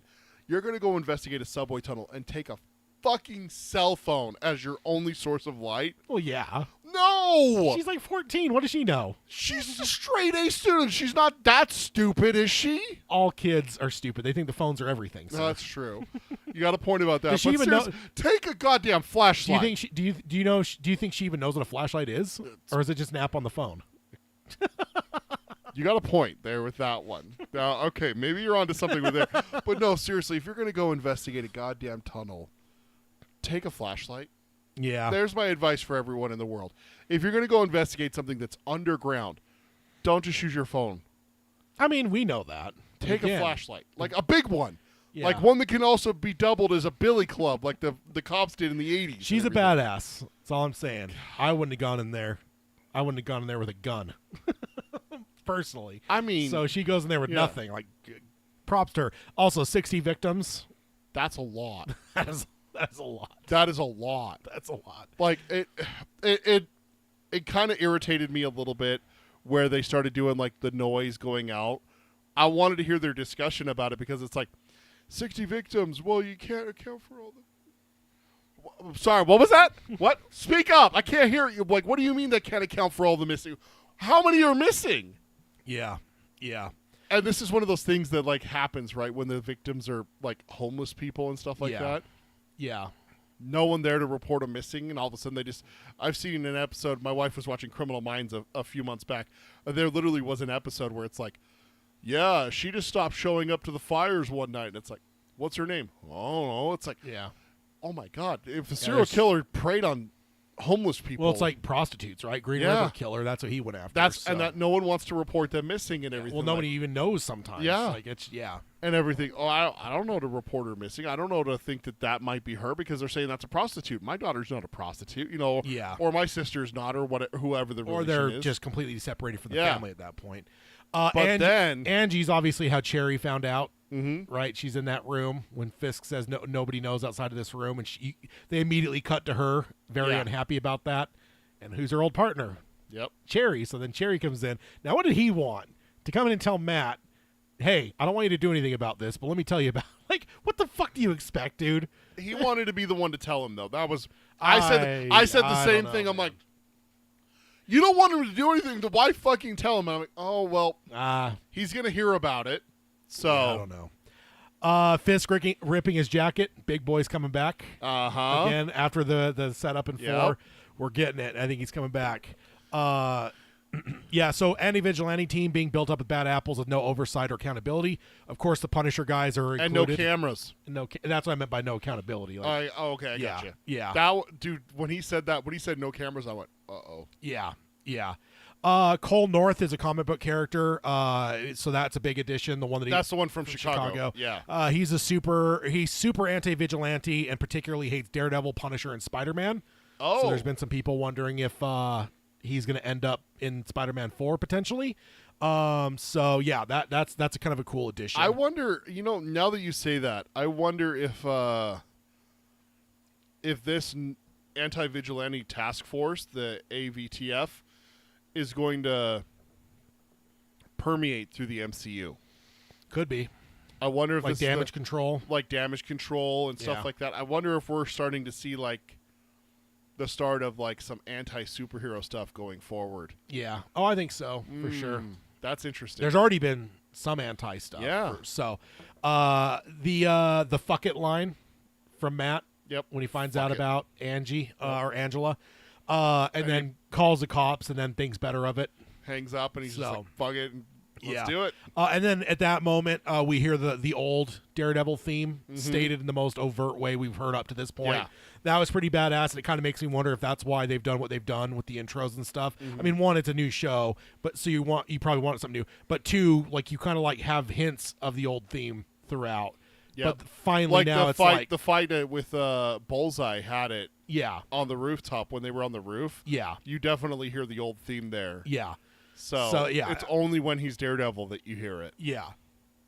Fisk with the axe. That was pretty intense. Oh man.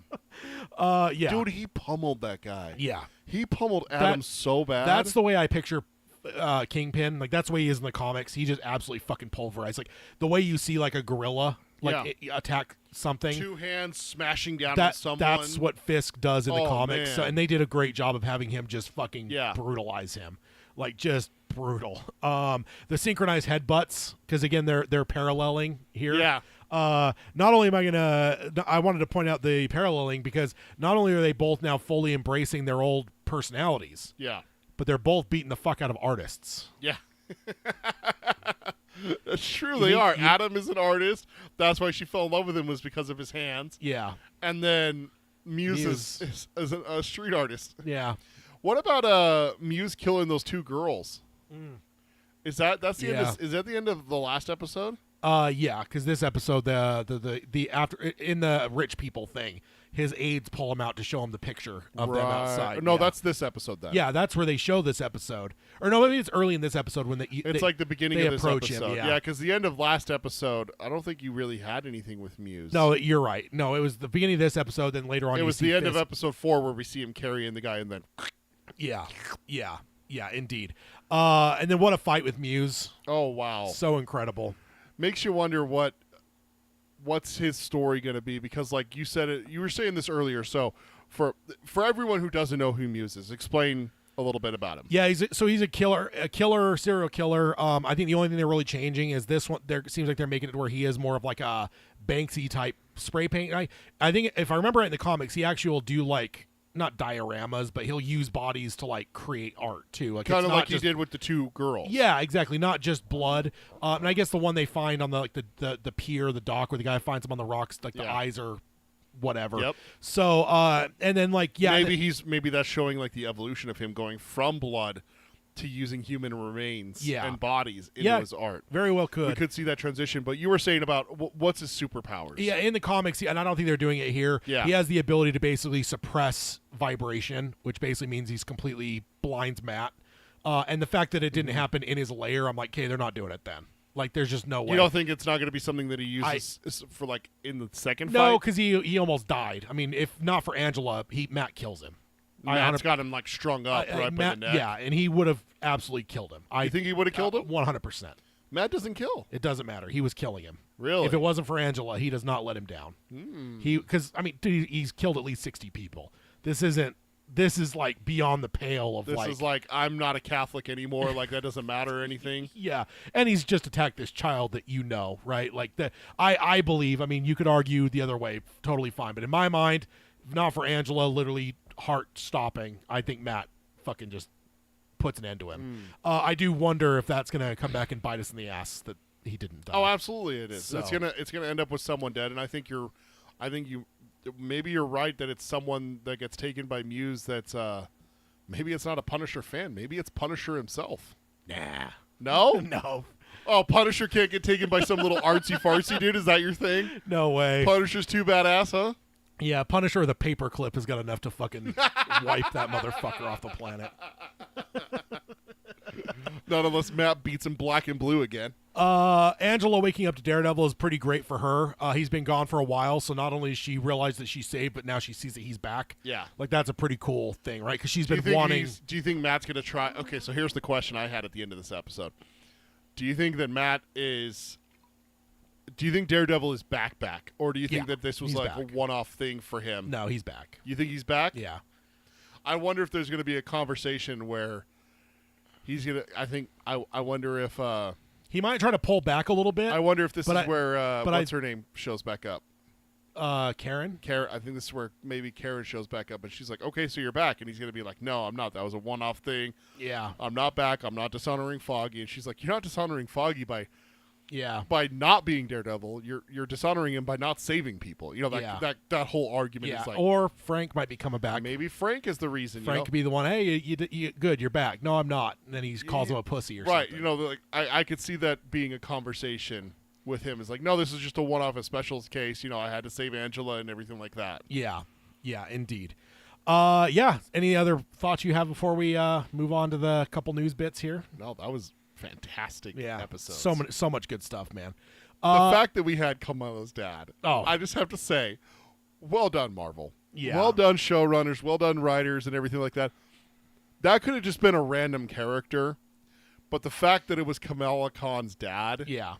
It just made that episode so much better for me. It took it from like a 6 or a 7 fun episode to a 9 to a 9.5. Yeah. Just amazing to have a character that I love show back up. Plus, who doesn't love a bank robbery and a hostage situation? A hostage situation in a bank robbery, right? It's tale as old as time. Yeah, indeed. As old as banks, at least.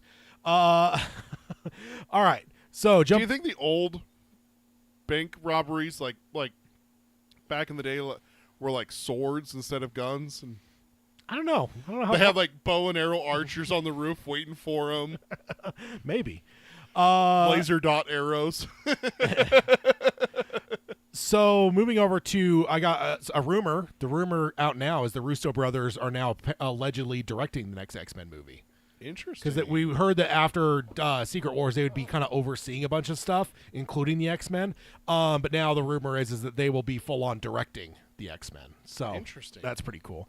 Next up, we've got a not even a rumor. This was John Bernthal did an interview where he said that he originally rejected returning to Daredevil Born Again. Really? Yep. He said, quote, ultimately, I didn't see it. I didn't see the version of Frank, and what they wanted from Frank didn't really make sense to me, and I thought it would not appeal to the fans, and it would not be congruent. It was not something I was really interested in doing, so we had to walk away. And then the strikes, the upheaval came for the show, and things are retooled, and whatever they pitched to John on the other side of all that, obviously, we know he accepted and came back. So that's cool that he has the protective, feel for the character, like protecting the character. That's pretty cool. Next up, Marvel and DC are doing another crossover. Comics, yeah. So for the first time since 2003, Marvel and DC are doing a crossover. It was confirmed by both editors-in-chiefs. They were doing a joint panel, and they announced it. No details as of yet in terms of writers or artists, but they did confirm it'll be 2 one-shots. One is titled Marvel/DC, being done by Marvel, and the other one is titled DC/Marvel, done by DC. Interesting. So that's pretty cool, pretty exciting. There is some people that may see that as doom and gloom. Usually when you do such a massive crossover like that, it usually means the comic book business isn't doing well, and it's kind of a publicity stunt. So we'll see. But either way, that sounds cool. I can't wait to see what comes of that. Next up, Sadie Sink has officially been cast in Spider-Man 4. Okay. So that does bum some people out because she's been rumored to be Jean Grey in the new X-Men. So I mean, whatever. I'm cool with her in the MCU either way. Gwen Stacy. No word on who she's gonna be playing. But yeah, no more. Is she going to be? Jean Grey. Jean Grey is Spider-Man's girlfriend. It's like, wait, what? So I don't know how long this will go, but this is the popcorn topic that I had. Okay. If we this is fresh on both of our minds. Can a good person have Kilgrave's powers? That struck me as I was watching this. Holy fuck, dude. Okay, you read my goddamn mind. Because watching Jessica Jones. Yeah, because the thought came to me. I was like, what if you were a good person that had these powers? I think the problem with this. Okay, so I don't know if you've gotten to the episode yet, but Kilgrave explains to Jessica what it's like to have these powers. Yeah, he says, I told a guy to go screw himself. You can imagine how that went. Yeah. That's the thing is, like, you have to be careful with every little thing that you say. Yeah. You have to be like the most moral. What? I told Hayden that I was going to throw this at you. Yeah. That's what you predicted my reaction would be? No, I don't remember what my prediction was actually now, because I honestly don't know how you were gonna fall on this. I don't know if you could, honestly. I think honestly you couldn't use your powers. If you had them, you wouldn't be able to use your powers unless you're doing it for good, like Kilgrave does when he saves the family. Yeah. But put the shotgun down. Here's the question. Go surrender to the police and don't remember anything about me. Here's the question, and I told Hayden this is kind of like the realm of like Jedi. There's been people that have talked about the Jedi mind trick isn't really a very Jedi thing. Yeah. You're dominating someone's mind and kind of taking away their free will. So it's like it's never been brought up in the movies, but there's always been those questions of like, is that really a full-on light side power, or is that kind of in the gray a little bit here? Here's the thing, though. List me one person who's like a truly good person who had a Jedi mind trick put on him. No, you can justify. I'm just saying. You want to buy some death sticks? You don't want to sell me death sticks. He's stopping a guy from selling drugs. I'm just talking about the base level. Is it moral to dominate someone's mind, to have them, even if it's for a good cause? Okay, so you're saying that's the base level question, and then from there it comes into a thing of like. No, see, here's the problem with that is that's taking it so far to the extreme that comes down to the same question that they ask people who are religious. Well, how can you fight in a war? Thou shalt not kill. Yeah. Well, I'm killing to defend something. That's your logic. Even if you're the attacking one. So the Americans and the British and the Russians in World War II, the Allies who were taking back Europe and defending freedom and everything like that. Except the Russians, obviously. We know how they feel about freedom.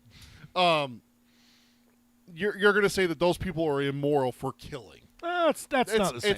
It's the same thing. No. It's saying that you're doing something bad for a just cause and everything like that. Okay, so you're saying that a Jedi mind trick... And there's a lot of people that argue that. A Jedi mind trick... The people are like full-on like pacifists. They're like, I can't... Yes. As much as the war might be good, I will not do it, right? But the Jedi aren't pacifists, though. They are protectors of peace. There's a difference there between that. So you think it's justified then? So when you again, what I'm asking for, I'm not even arguing. I'm just questioning because like to me there comes the aspect of like there is free will, and to dominate that. And I'm not even saying I fully believe this, but I've seen people over the years that have been like, does that really fall into the Jedi's camp as much, or is that kind of one of those things where you're fringing a little bit closer to the dark side, not full on dark side, but you're going that direction because it's not even close to the dark side. Because here's the thing that I will say, like Luke force choking a Gamorrean guard. That's another like it's a force choke. That's a dark side. But to who? But to who? That's the thing that I want to point out is like that's one of the things that drives me nuts. There's this whole thing with especially with Star Wars where it's either light side or it's dark side. There is no gray and everything like that. There is no middle ground and everything. And it's like, why? Because that's the way Lucas wrote it. Is it? Yeah, that's why gray Jedi's not a thing except for no, gray Jedi are not a thing. I know we're tangenting. We don't have a lot of time. With Kilgrave thing, what I'm saying is, so you don't think that it's inherently? I don't think because that's the first question. I think it all depends on the person, but I think the problem is that what Kilgrave says struck me really deeply with it is that Could you imagine if every time you told someone to do something, they did it? Okay, I guess I predicted that it would baffle you. It's a good question. It's a very good question, and it does baffle me. A good person with Kilgrave's powers would take a vow of silence. That's very true, Mike. Very true. Because, there was that thing where he's giving the argument to her where he's like, I've got to be very careful about anything I say at any time. And that's where it comes down to, is that it's almost like what's his name in Multiverse of Madness? He could kill you just by whispering. Oh, yes, the freaking Inhuman. It's not Beetle, right? Black Bolt. Black Bolt. Yeah. Yeah, I think it comes down to that, is that you would have to be very careful with what you say, because you don't ever want to say, man, I wish someone would stick that knife in my throat. Yeah. Someone would. Yeah. You know? Okay, so the base level question, you do think that, or you do not think it is completely immoral to dominate someone's mind. But then the next part of the question is, what do you think a comic book character looks like if you write Kilgrave's powers on a good person? Is it they're just basically a tormented person that basically can't use their powers? I think they're a Black Bolt type character where they know. Honestly, if I was going to write the character, I would make them almost like a Shaolin monk, kind of thing, where they only use their powers in like extreme circumstances. Yeah. I mean, dude, if anyone with Kilgrave's power was a hero, it's the most OP person of all time. If they get within earshot of anyone, they win. Yeah. Period. There's no one that could. Maybe not Echo. I don't think there's. Well, Echo's the only one that would stand a chance. I thought of that as I was watching the Jessica That's Jones. Good. I'm Where's like, Echo when Jessica Jones needs her? Yeah. I don't know. I just thought it was an interesting. And we were both, when I found out you're rewatching Jessica Jones as well, I was like, I got to get this in as close to when we're both watching this as possible. And I just started season 2. I'm only a couple episodes in, so perfect. A year from now, if I bring this up, it's a little bit less of a conversation because we're not as fresh on it. I don't think that dominating someone's free will to make them think that they heard something over there is necessarily an evil act. Okay. I don't. And also, just to say to dominate someone's mind is inherently evil, I feel is a little too unjust. What Kilgrave did with that guy with the shotgun was not evil in any way. Yeah. I'm sorry, there's not. There's no evil there. Hayden says Kilgrave writes out on a Sharpie to get Echo. No, remember, this is what Tad was pointing out. Remember, that's the point. It's a virus that Kilgrave admits. Yeah. So even if you're deaf, does that mean that it still affects you? If you can't hear him, though. But so the virus has to enter your ears? Well, no, but you wouldn't know the command. Oh, that's what it would be. Yeah, you wouldn't know what he was saying. He would sign it. Unless you could read lips, which then you're fucked. But which a lot of deaf people can. Yeah. But what if Kilgrave just learned sign language to, I don't know. It's just kind of, because you know me, I love power when it comes to, Hulk, Magneto. I love these, like, super powered, like, super powered. Not even Kilgrave would dominate every single one of them. And Kilgrave in my mind, so there's, like, a little aspect of, like, man, that'd be really fun to have that ability. But then I thought I would hate having that ability, so I think that it kind of answers your question that's more of a villain power, because you would love You could have no anger. No. You'd have to be a legit Buddhist. Like when you say like a Shaolin monk, like you'd have to be someone that has such control over every aspect. Because like one bout of anger, like you'd fucking destroy people. Yeah. So, I mean. Someone cuts you off in traffic. No. You roll up next to them, tell them to roll down their window, drive off a cliff. I'd do it too. I know you would. I'd do that's it. Why that's why you're the Sith and I'm the Jedi. Just like if I had the Force, someone cut me off, I'd flip their fucking car. Oh, dude, the scene from X-Men 3 came. X-Men 3, yeah, where Juggernaut's being transported by semi. Yeah, and he just whoop, whoop, whoop. I'm like, that's Tad if he had the Force. Yeah, that's Tad right there if he had the Force or Magneto's powers. Pretty much. I wouldn't go that far. I'd just make it so that their back axle snapped. Just be like, no, there's one a little bit different than like this conversation. One thing I've thought is like, imagine you just have the ability to like create like something like you say to someone like forevermore, you're going to hit every red light and every light you ever hit the rest of your life. You're the inconveniencer. Yeah, just no, like, and you have the ability to then that becomes truth, and it's like that's what your name would be, is the inconveniencer. Yeah. Anytime you're in an absolute emergency, you will get a flat tire, like just things like that. Anytime that you're stuck in traffic, you have to take a shit. Tad loves it when I embrace my dark side like that. It's good stuff. All right. Next up, we've got Ted Lasso season 4 is finally confirmed officially. We've had a lot of teases. Are they filming? Months. I think they're close. I don't think they're filming yet. Because someone posted a video that I saw that's like, look, they're filming. And I'm like, Hayden, you never stop wiping. You'll never stop wiping. Oh, my God, that's Andy Dwyer from Parks and Rec. I just wipe and I wipe and I wipe, and it's like there's a brown marker down there. Oh, man. Yeah, so Ted is going to be coaching a women's soccer team. So the women's soccer team. I can't wait for that. That sounds great. Well, you remember that, don't you, from the end of Ted Lasso? No. Keeley walks into Rebecca's office and hands her a folder that says pitches are on by Richmond. Creating a Richmond's women's team. Oh, okay. So Lasso's going to coach the women. Okay.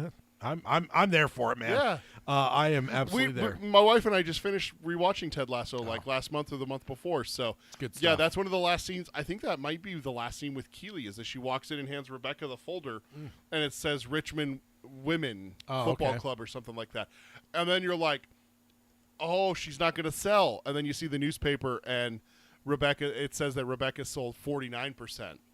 So she still has majority shareholder. Yeah, so that's great. Can't wait for it. Yeah. Next up, a couple Bond topics. Reports have come out the Barbara Broccoli quote that we covered about Amazon are all idiots. The rumor that's out there now is that Bezos caught wind of that and basically called up his people and said, I don't care what it costs, get rid of these people. So, and the rumor is the fuck off amount may have been upwards of $1 billion that may have been paid to the Broccoli family. It's sad, but I get it. You know, like that's a lot of money. And Amazon, and now that's outside of now to the news side of things. Not those are the rumors that who knows. But now officially though, Amazon has tapped Amy Pascal and David Heyman to produce the Bond stuff. Pascal used to be the head of Sony, and she has been the one that has produced all of the Tom Holland Spider-Man films. And Heyman was the producer for all the Harry Potter films. So those are not necessarily scrubs when it comes to producing. So so Amazon will probably still ruin it, but at least they're not cheaping out on who's going to be in charge of ruining it. So, hopefully they just don't do like the Money Penny series and all that shit. I'm not going to hold my breath on that not being a thing. All right, so now we're moving over to what I'm calling the main topic. Marvel did a thing the other day. Was this planned? No, this just came out of the blue. I saw a tweet about it, and I turned on the video. I don't even remember what point of the video it was. I want to say it was after Paul Rudd. I want to say maybe I came in with Ben Grimm is about the point that I came in to the stream. But they had a giant warehouse, and it was just the director's chairs with the actors' names on it. And like every 12 to 14 minutes, it was varying a tiny bit. It would move to the next one. So it literally took 6 hours for this whole thing to happen. And there was no one talking or there was like a hum, and then like a musical cue would pop up. But I will say a lot of them I didn't necessarily recognize. Like there's ones like the X-Men theme that were like, oh yeah, it's going to be an X-Men. But yeah, it was just and then it would move over to the chair, and then it went back to the hum. And then it just went on and on and on. A lot of people bitched, but ultimately, reports have come out now, or the numbers are finalized. They had 275 million people. Of course they did. Tune in. You were one of them. Marvel is also, because I just had it on a back tab, and I was doing my work, and then every time the music started to come up, I opened that tab and watched until it moved over. Oh, there it is. And then you would text all of us. I text you guys, yeah. Hopefully it wasn't annoying. I was excited. I was working and I would just look at my watch. I'd be like, oh, cool. Swipe. I couldn't respond to every single one of them. Yeah, and Hayden says it's the music from all the themes of the characters from their films. That's why I don't think I necessarily knew them all. I mean, it's like the Fantastic Four and stuff. Like, I don't know those themes enough. Some of the others, I do remember. Fantastic Four, do they have a theme yet? Yeah, they've shown a little bit. What's his name? M'Baku. I noticed his because I heard the drums. I'm like, okay, it's a Black Panther character. So Marvel's also confirmed via social media after this that there's probably more names to come. So this is not. Was it Robert Downey Jr. said I'm so excited or something like that? And no, it's a stacked bench, and Marvel's like, there's room for more. There's room for more. Yeah, that's what Marvel's official thing said. It's like, oh. Exactly. So we'll just kind of go through this, and I'll just put it out in order. Don't worry, I won't take 12 minutes, 13 minutes between each one. We won't be here for 7 hours more, or 6 more hours. So it started. Let's see. Let me get back to this. I forgot I got to do this. First one, Chris Hemsworth, Thor. Heavy right off the bat. Big. I mean, honestly, is he the Prime Avenger now? Is he an Avenger? Yeah, I mean, he's not even on Earth. No, but he's still an original Avenger. Okay, and being an original Avenger and being an active Avenger are two very different things. Yeah, but and the other thing is I have the key on the side. So this is how I categorize them. There's some that you might nitpick, but I have Avengers, Fantastic Four, Thunderbolts, X-Men, unaffiliated, and main character. So that's kind of how I view it. Other people have done different things on this. You even did it different than me, which we'll have a slide for you in a second. So yeah, big one, Chris Hemsworth. Not. I don't know that there's definitely not a surprise, Chris Hemsworth. But yeah, in my mind, I'm like, is he the main Avenger now? Like, he's of the big three, he's the one that's still around. So it's like, no, the main Avenger right now is Captain America. I don't know. He's the only one on Earth doing anything. I don't know. He's the only one. Anyone else on this list? I dare you to point to one other person on this list that is on this Earth, the Avengers Earth, what is it, 626? 616. 616. Galaxy, or universe. Universe that's doing anything on this planet. Yeah, but that's the question is, do you need to be on this planet to be an Avenger? Yes! Nah. Avengers, Earth's mightiest heroes. Doesn't mean you have to. It's in the name. Doesn't mean you have to stay on Earth. No, so but the events need to be happening that affect Earth. So so they cease to be Avengers when they're on Titan then. No, they're Avengers doing Avengers work that is trying to bring back the people of Earth. I don't know. Either way, I think he might be you could argue Captain America. I'm not saying they have to be on Earth to be an Avenger. I'm saying that if you're going to classify as Thor as an active Avenger right now, where he is, no, he's not an Avenger. He went off with the Guardians. Yeah, if you're going to go that hard, I'd say none of them are then. Because Captain America is on Earth doing Avengers things. No, because it was the president that asked him, I want you to reform the Avengers. We haven't even seen him start that yet. So he's not an Avenger either. Sure, the Avengers don't exist. Yeah, absolutely they do. There's two members, Captain America and Falcon. I don't know about that. I'm sorry, but what is Thor doing that's an Avenger? He's saving people's lives, saving worlds. He's doing all kinds of shit. Raising a kid, for God's sake. Raising a kid does not make you an Avenger, because if that's the case, then Cassie's mom is an Avenger. No, but I'm just saying, I'm adding that to the list. So next up, we've got Vanessa Kirby as Sue Storm. Yeah. So that kind of threw us out of through a loop a little bit, because it's like, okay, so there's no like crazy order to this, like. No, I don't think that it's like that's where it's not level of importance or anything. But or is it? But we've already covered rumors that the Fantastic Four are probably the main characters of this movie. Yeah. In terms of or the main protagonist, because I 100% think Doom's the main character. It's like Infinity War where Thanos is the main character. I mean, it's Doomsday, right? Yeah, exactly. But I do think the Fantastic Four will be the prime. Force against him. They'll be the ringleaders, I think. So Sue makes sense. Interesting that she's the first one to show up. And then Anthony Mackie, we got him as Captain Sam as the next one. Not a surprise. It's an Avengers movie, so Captain America, that seems to follow. And then this is one where you and I differed on how we put them. I put Bucky as an Avenger, as he's the next one. Sebastian Stan as Bucky. I can see it going both ways, but with him being in Thunderbolts, until I see otherwise, he's a Thunderbolt, right? I don't even know if he's part of it, though. I think he might be like this because he's like the senator or whatever, or House. I think he's a representative. But I think he's like outside of it, but he might be over them and he'll like get involved. But I don't know. We'll see. But let's see what Hayden say. I think they pasted out star power and hype and then sprinkled in other actors. People don't immediately know their character affiliation. Because I will say, too, because I'm putting the character names that wasn't on there. The chairs is just the actors' names. Yeah. There was a couple of them I had to Google. I'm like, wait, who? Who? From, was it Guardians? Who? I mean, I got to tell you right now, I didn't know M'Baku's actor's name. I knew his. Winston? Duke Winston. I didn't know his name. I did because I saw a meme once where it's like it showed him and Chadwick Boseman, and it's like, why do you have two black people with the whitest names imaginable? Winston and Chadwick. Yeah. That just sounds like two British like butlers. Well, about time to go play some golf, eh? Yeah, just the weirdest thing. I think there was even one of the mean tweets where someone did that, and they did it with Chadwick Boseman. They're like, "Why do you have the whitest name on the planet?" Next up, we got Lolita Wright, which of course is Shuri or Black Panther. I put her as an Avenger just because it's a matter of like the Black Panther is already part of the Avengers, right? So her taking the mantle, like you're in the team, like you're part of it. So. Next up, we got Paul Rudd with a tiny chair. That was funny. His chair was tiny. Also, until the very end, I was actually wondering if it was even real or if it was just CG.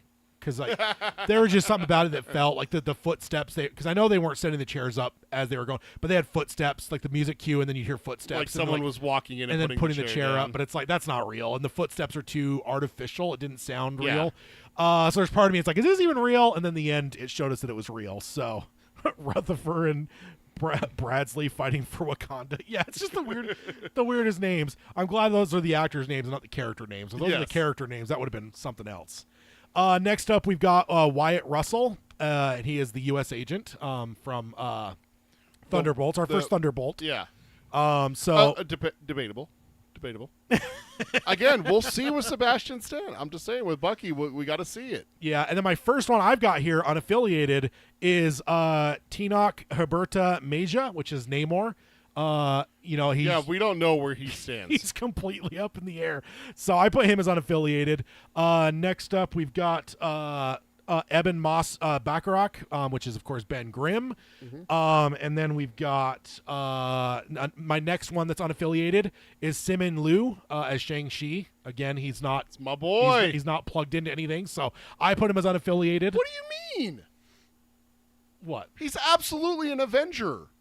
He gets pulled by Wong into a meeting with Miss Marvel and the Hulk. Professor Hulk. What do you mean he's unaffiliated?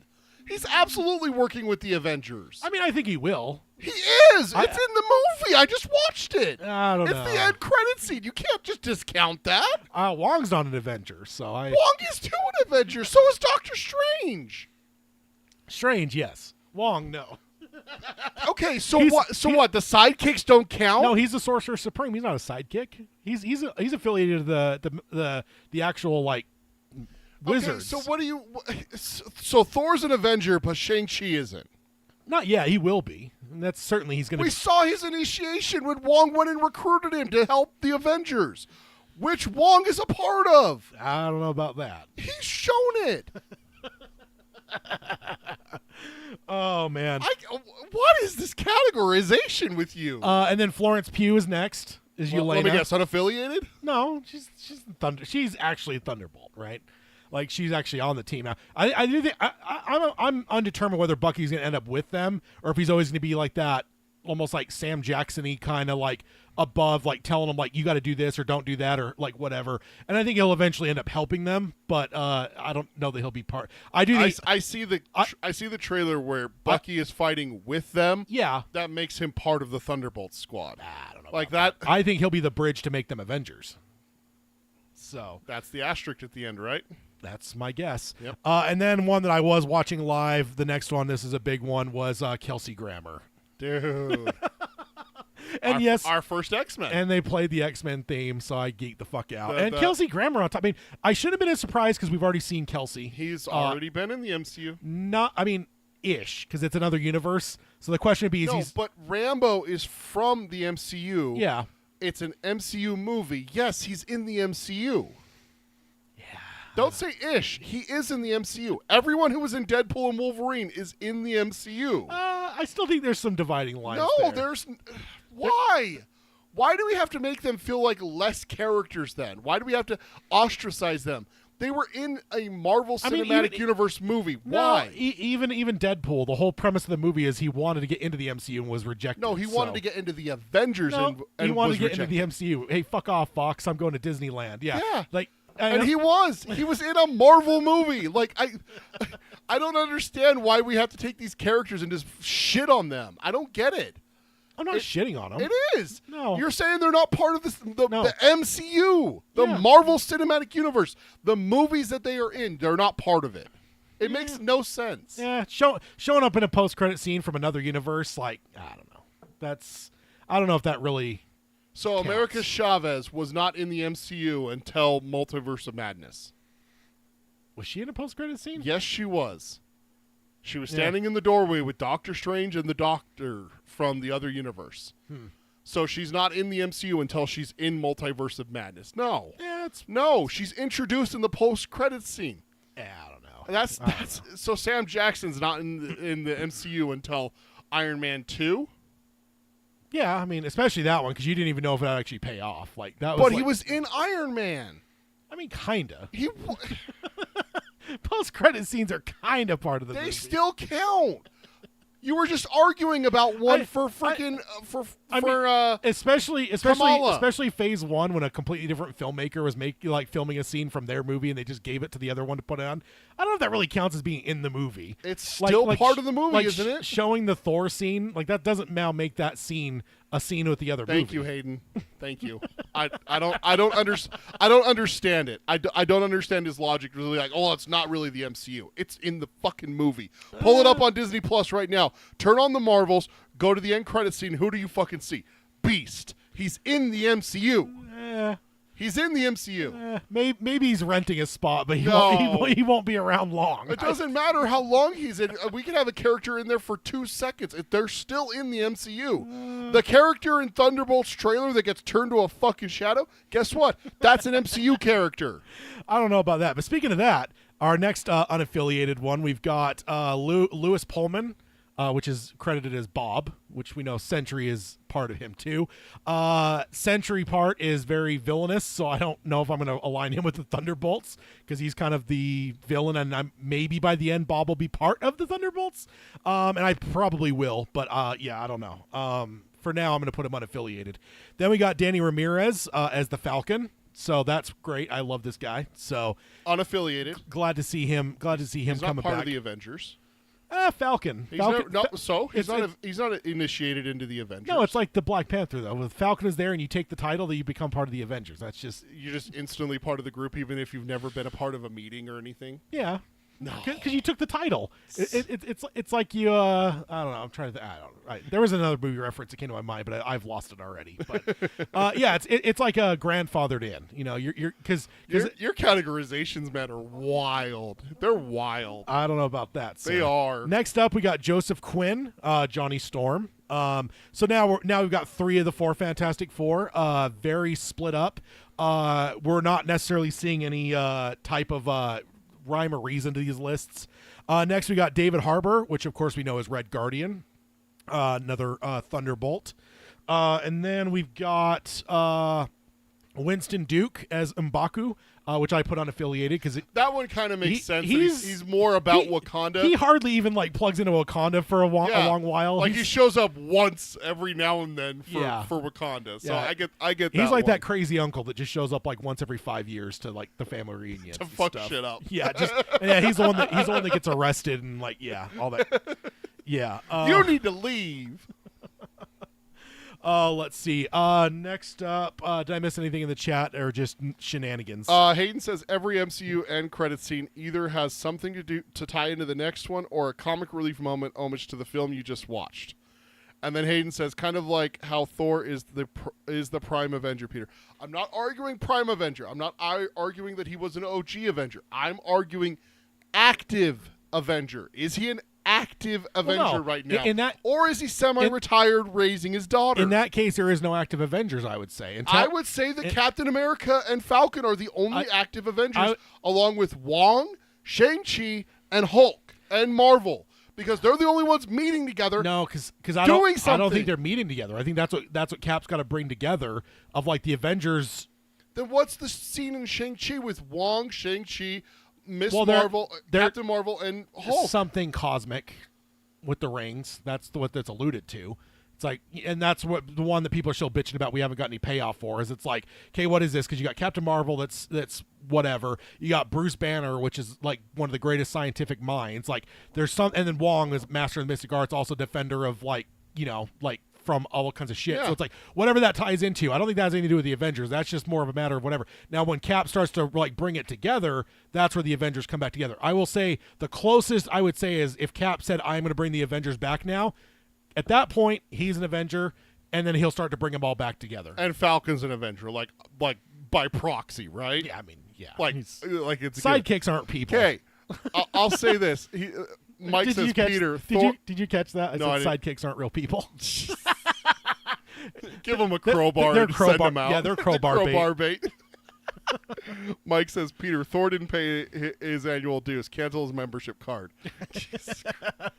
Next up, we got Hannah John Kamen, which I had to look up, which is Ghost from Thunderbolts. Next up, we got the biggest unaffiliated one. I don't think there's any argument that he could be categorized anywhere, which is Tom Hiddleston. Loki is like at this point beyond the fucking pale of anything. Right. Like he's not associated. And you could I put him with Avengers. I know. I'm not shitting on your. Yeah. I'm just saying that he just in my mind I don't see him anywhere. He's the reason I created the unaffiliated. Then I went and looked through the rest of the list. I'm like, who else would actually be unaffiliated? Because I'm like Loki. I'm like, there's nowhere to put him. I also have a feeling he has a really big role in all this with the fact that he's like kind of almost transcendental. Like he's like one of the highest level beings we have now. Yeah. So I have a feeling that Doom, like currently that's one of our highest level beings. I think that is the highest level being. Celestial might be an argument. Oof, versus someone holding the fabric of time. Yeah, that's it's going to be interesting to see Mr. Loki. Next up, we've got Patrick Stewart. So X-Men. Got another X-Men one. We got a few X-Men in a row. Yeah, we got an X-Men spree here. We got Ian McKellen. This I geeked the fuck out. Dude, Magneto. Yeah, getting my boy Magneto back. The other thing I'm wondering, we've got the yellow chair. Are we getting the fucking red and purple fucking full-on costume? And that next up we got Alan Cummings, which we all know is Nightcrawler. That's one I had to look that one up. I don't remember that name. Yeah, he's great. I love him. And then next up we've got Rebecca Romaine, Mystique. So mother and son there. And then we got this one is the one that people were like tweeting about and shit as this was all going on. James Marsden, Cyclops again, blue and yellow. Are we getting full-on comic accurate costume? What do you expect me to wear? Yellow spandex? Yes, indeed. And then the one that Peter was a little bit mad that wasn't happening sooner, Channing Tatum. Gambit! Dude, he's going to fuck up Doom so bad. Yeah, I don't know about that. I'm going to take this playing card and shove it up your ass. And then we finally got Pedro Pascal. Yeah, there we go. In the second to last spot. And then last of all, of course, we got Robert Downey Jr. One that's already been announced. And he was in the chair, and then he leans back, turns, does that. Kind of like Agatha did. Interesting. Very interesting indeed. Very interesting. So yeah, and then yeah, pretty cool. That's the point when you actually realize he was in the or you see him walk across and then get in the last chair and then he turns. And then he turns around. Yeah. So yeah, that's the full list. Let's see. So we got your. I'll go over to your thing here, and then we can talk about it for a bit. So here's your slide that you wanted me to put together. The correct way of listing. Yeah, I don't know about that. The correct way of listing. Okay, so when I put Avengers, X-Men, Thunderbolts, and Fantastic Four, I'm not putting them in there saying that they're necessarily directly affiliated with this group. Like you're talking more like the movies. Like what branch of the movies? Like where would they fit if they were in a group? If this was the four groups, where would they fit? Which is why I agree with you with Bucky. He could go between Avengers and Thunderbolts. We should have just put him in the middle. The reason I put him in Thunderbolts is simply because he's in the movie. He looks like he's a part of the group, like he's going to end up being the leader of the group. Yeah. For the Thunderbolts, which like I love your theory. The asterisk I think is going to end up turning into the Avengers. I think Cap shows up and he's like, I'm reforming the Avengers. And who wants in? Yeah. I will also say one theory I have too. I believe there are some Thunderbolts that are not surviving their movie, but they were listed here because if I remember right, it was Infinity War that announced Michael Rooker. Because the first announcements came before Guardians 2. And so that's when Yondu died. Yondu died. So they listed him in Infinity War, even though they had no expectation of him being in it. No inclination to actually put him in it. So now the fact that Taskmaster wasn't listed here, I don't think she has a fucking Ice Cube's chance in hell. I already thought she was going to die, but the fact that she was completely left off of this, she's fucking dead. But I will say I do not have any expectation that all those Thunderbolts will be alive at the end of their movie. Okay. I think this is 100% a deception from Marvel to make us to not key us in, right? Right. Because like if Ghost was not listed but the others were, and then it's like, oh, no Ghost, no Taskmaster, I guess they're fucking dead. Right. I also think Red Guardian, I have a suspicion he might not make the movie. I think he might die, which is sad. I love him, but even though they have him listed and everything, like yeah, like all these ones that like that's what you're saying. But if Ghost, Taskmaster, and Red Guardian weren't listed, like we're all going into Thunderbolts now expecting those 3 to die. Exactly. So Taskmaster already. fuck Taskmaster. I have a theory she's dead within the first like 5 minutes of the movie, which is why they're not like she's not in the trailers hardly at all. Yeah. So. Yeah. Okay, so the reason I stacked this like this is because so when you look at I'm just going to go through the Avengers. So when you look through them, it's like I said with Loki. I can't affiliate him with the Avengers. He's never even been an Avenger. Yeah. But if he did form the Avengers, though. If there was, he helped. He was the cause for the reason of forming the Avengers in the MCU and in the comics. Right. So, can't have a team without a I would villain. not put him with the Thunderbolts, the Fantastic Four universe, or the X-Men universe. Yeah. He would be Avengers, right? It's the same thing with Namor, M'Baku, and Falcon. Yeah. Like, I wouldn't put them as Avengers, but they're Avengers adjacent. Yeah. With Shuri and Black Panther having the connection with Namor and Wakanda Forever and M'Baku, I wonder if some of these are potentially going to be. I also left the numbering as they came on the screen, gotcha. so I know the numbering looks all fucking weird, but I just left the numbers. Easier. Yeah. That's fine. I'm wondering. Here's my theory here. Do we have Avengers versus X-Men being set up in front of our eyes? 100%. It's going to be happening in this movie. It's going to be Avengers versus X-Men, right? I think so. Like, that's what we're having. Like, if you take the Fantastic Four and roll them in with the X-Men, and you take the Thunderbolts and roll them in with the Avengers, and you only take the surviving Thunderbolts. Let's say there's 3. Yeah. Yelena, Bucky, and also the Fantastic Four end up in the Avengers throughout most of the comics. So. Right. But I could see them being part of the X-Men because they're coming from outside. Yeah. Yeah. But if you take like Bucky, Yelena, and I think it'll be a Ghost, it'll be a miniature Avengers versus X-Men. I'll say, right? Because I do think that down the road we might actually get a full on. That's what Secret Wars is going to be. I think this is a test for whoever is setting this up. Now I wonder if it's the incursion thing. I wonder if right? it could be the incursion. It also could be Battle World. Yeah. I wonder if it's Battle World because I wonder if that's what sets up Doctor Doom. Is that he's stuck on Battle World and everyone gets drawn in, and that's how he gets out, is that they win. No one ever wins or something like that. Because if I remember right, the only experience I have with Battle World is the X-Men cartoon. And the person who ran Battle World, the entity that ran Battle World, was kind of a cyborgy freak. Loud, weird voice, kind of like big, huge person on top and then like spider legs on bottom. You know who I'm talking about? Yeah, vaguely, yeah. I'm wondering if that's what we're getting instead of and then Avengers versus X-Men set there kind of thing.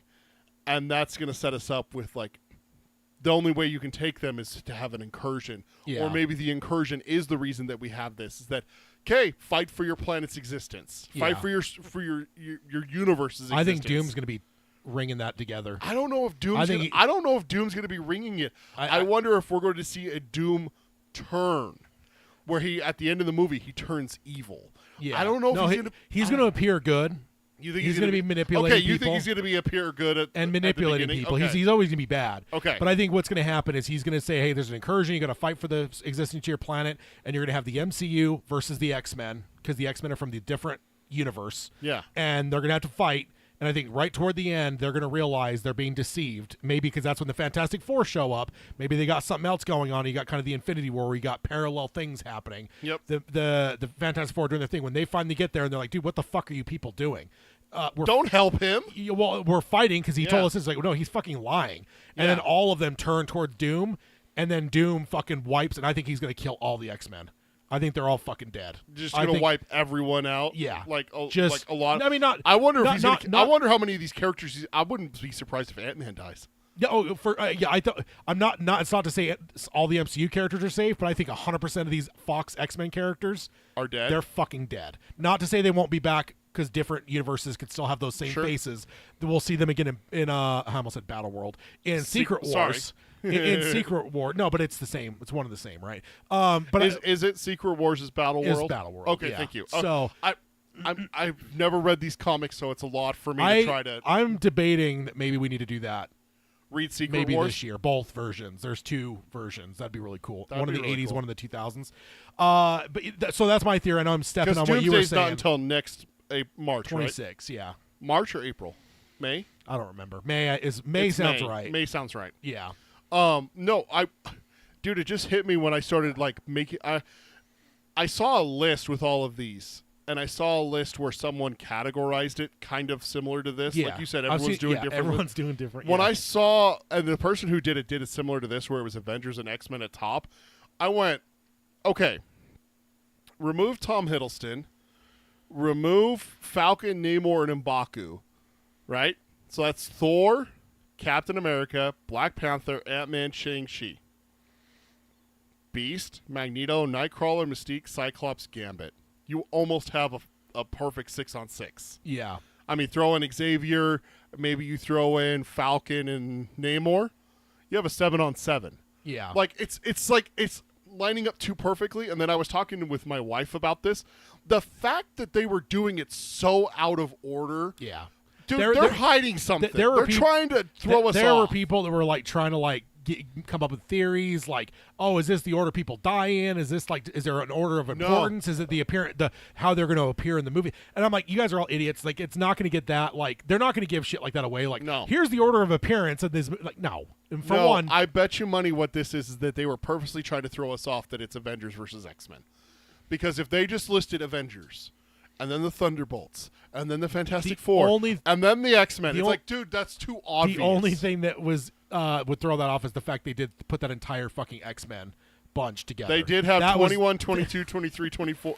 20 through 25 were all X-Men. Yeah, and Beast was like the outlier. It's like, you know what this was? You know what this was? Is someone at Disney went, I need a completely random order, and someone went, sure. Wrote all the names down on a piece of paper and held up a hat, and someone just drew them out, and they just happened to draw those 6 in a row. The X-Men were just bunched into a ball, except for Beast fell out. Yeah, Beast fell out. That's all it was. This is very exciting to me. I know that some people shit on it, but like there was a lot of engagement with it, so I think it worked. And ultimately, I know a lot of this, we probably assume most of these characters, probably not the X-Men, but I think we assume most of these characters. Well, we didn't know with the X-Men because, dude, as soon as Deadpool and Wolverine happened and we saw the Fox, characters and everything like that, it's like, well, maybe. Yeah. Well, maybe. I mean, they opened the door. Yeah. If they didn't want these characters at all in their universe, in the Marvel Cinematic Universe, anywhere, ship sailed. They would have shut that door. Yeah.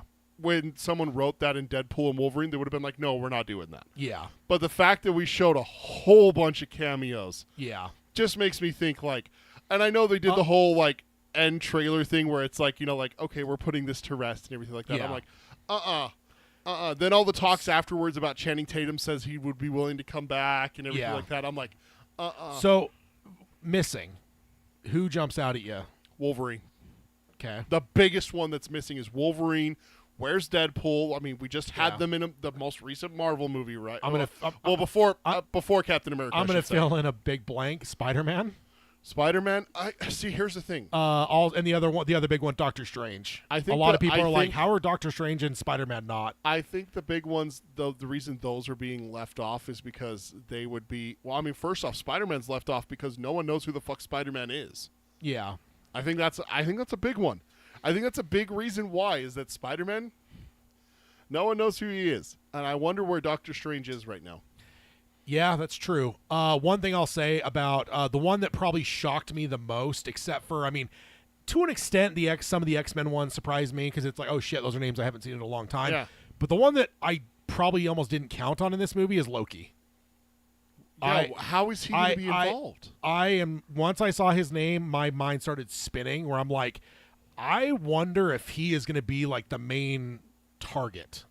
And he is going to kind of be the MacGuffin. Like Doom needs the power and ability that Loki has. And so Loki is going to be kind of like I'm trying to think of like, have we had that yet where like a person is kind of the main thing of a Marvel? I know it happens in movies all the time, but in a Marvel movie, we had it yet where like a singular character is like both, like kind of like think of like the Infinity Stones, like where the core thing is like you're trying to get or save or kill a specific person, and that's like. I mean, Jane was in what is it, Thor: Dark World. the Dark Elves wanted her so bad because she had the ether. Yes, so something like that. Yeah. Like, but it's a matter of like. Now, I'm not saying that like because I do think Battle Planet's in this movie. There's been no confirmations, but I do have a feeling. Hayden does point out not a single Eternals. No Eternals. Yeah, there's no. There is some people have rightly pointed out there's a lot of female characters that have been left off this list. No She-Hulk, no Miss Marvel, no Captain Marvel, no. There's like no Kate Bishop. No Kate Bishop. None of the Young Avengers. No Wasp, but supposedly Lily is retired. Yeah. Right? Well, I don't know. She said she was retired, didn't she? I don't know. Disney has a lot of money, so no. Disney has a lot of money, but she did say that she was retired, right? I don't know. I thought she said that. Okay. Yeah, I don't know. But there's been some people who pointed out, me as a Young Avenger fan, I will say no Young Avengers kind of bummed me out a little bit. I think this is setting the stage for that because if you have all of these people or a lot of these people wiped out or incapacitated, that's the other thing. Yeah. We don't have to kill all these characters. Yeah. What if we just trap them somewhere? No, I think we're going to kill some. Though. I think I'm not doubting. I bet you money we're going to have a lot more deaths than we've had in any superhero movie. Well, Infinity War is hard to beat, but Infinity War was not permanent though. I think the whole X-Men will be wiped out. I think you're right with Ant-Man. I don't think Ant-Man is. I think Paul Rudd's ready to put Ant-Man to But rest. also throughout the comics, Scott dying is a very big thing that happens for Cassie. That's one of her origins things that moved her from being just a kid to moving into being a Young Avenger, and like the birth of the Young Avengers was his death. So like that's a big thing. So when you mentioned him just randomly, I'm like, I agree with you there that I don't know that I do have to call out. You were in on a roll. I didn't want to interrupt you. You said that Loki will be the MacGuffin. Mm-hmm. Did you read that in the chat, or did you just say that? Because Hayden fucking said that 20 minutes ago. No, I did not see that. Hayden said, I think Loki will be the MacGuffin for Doomsday. How fucking weird is that?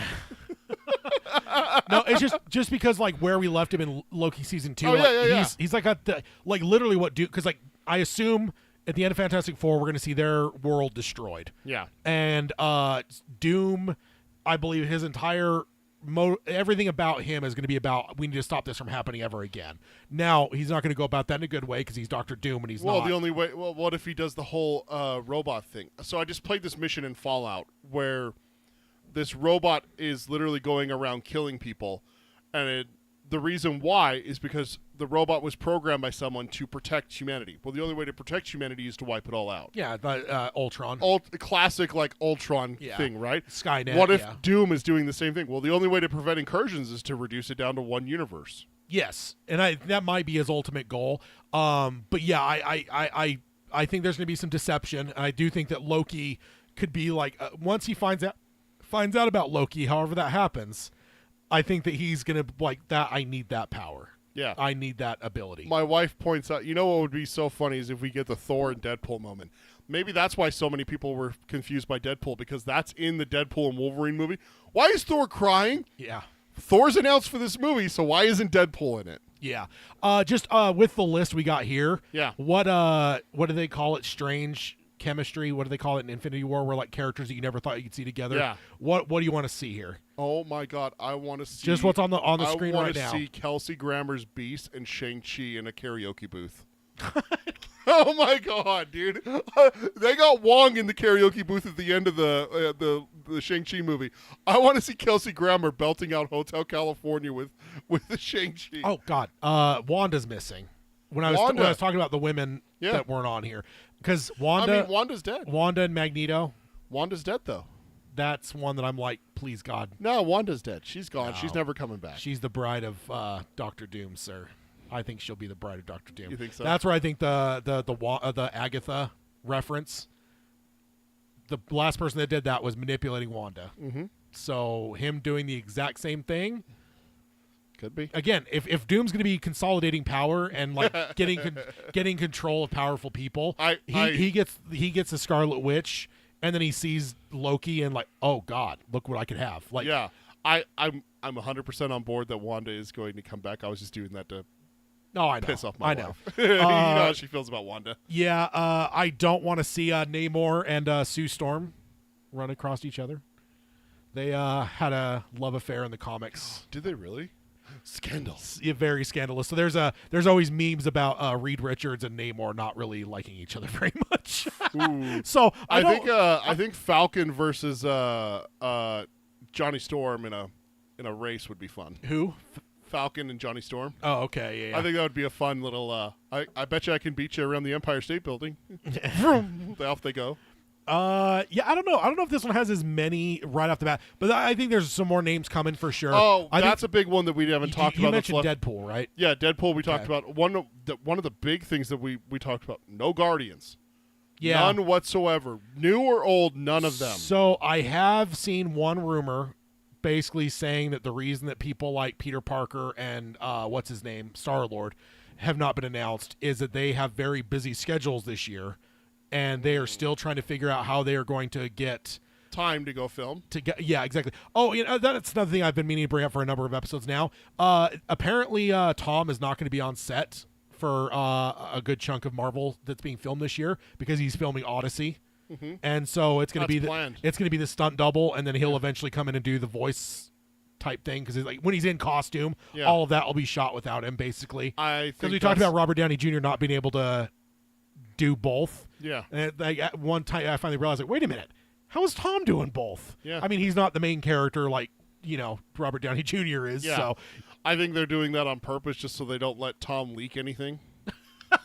Just keep him out of it, yeah. No, he got the part in Odyssey just so they'd get him offset. Yeah. So he wouldn't leak anything. Mike says, I want Pedro Pascal, Patrick Stewart. They can make a joke about one of them being a fan of Star Wars and the other being a fan of Star Trek. Patrick Stewart should be a fan of Star Wars and Pedro Pascal should be a fan of Star Trek. Absolutely. That's the way you write that joke. Yeah, you can't. That's how you write that joke. You can't do it any other way. Yeah. But yeah, my other big thing I wanted to say, I know we're out of time. I have a very strong suspicion that we might be seeing Battleworld in a month or so. What is it, 2 months? You think Thunderbolts? You think they're drawn into Battleworld? I wonder if that's going to happen.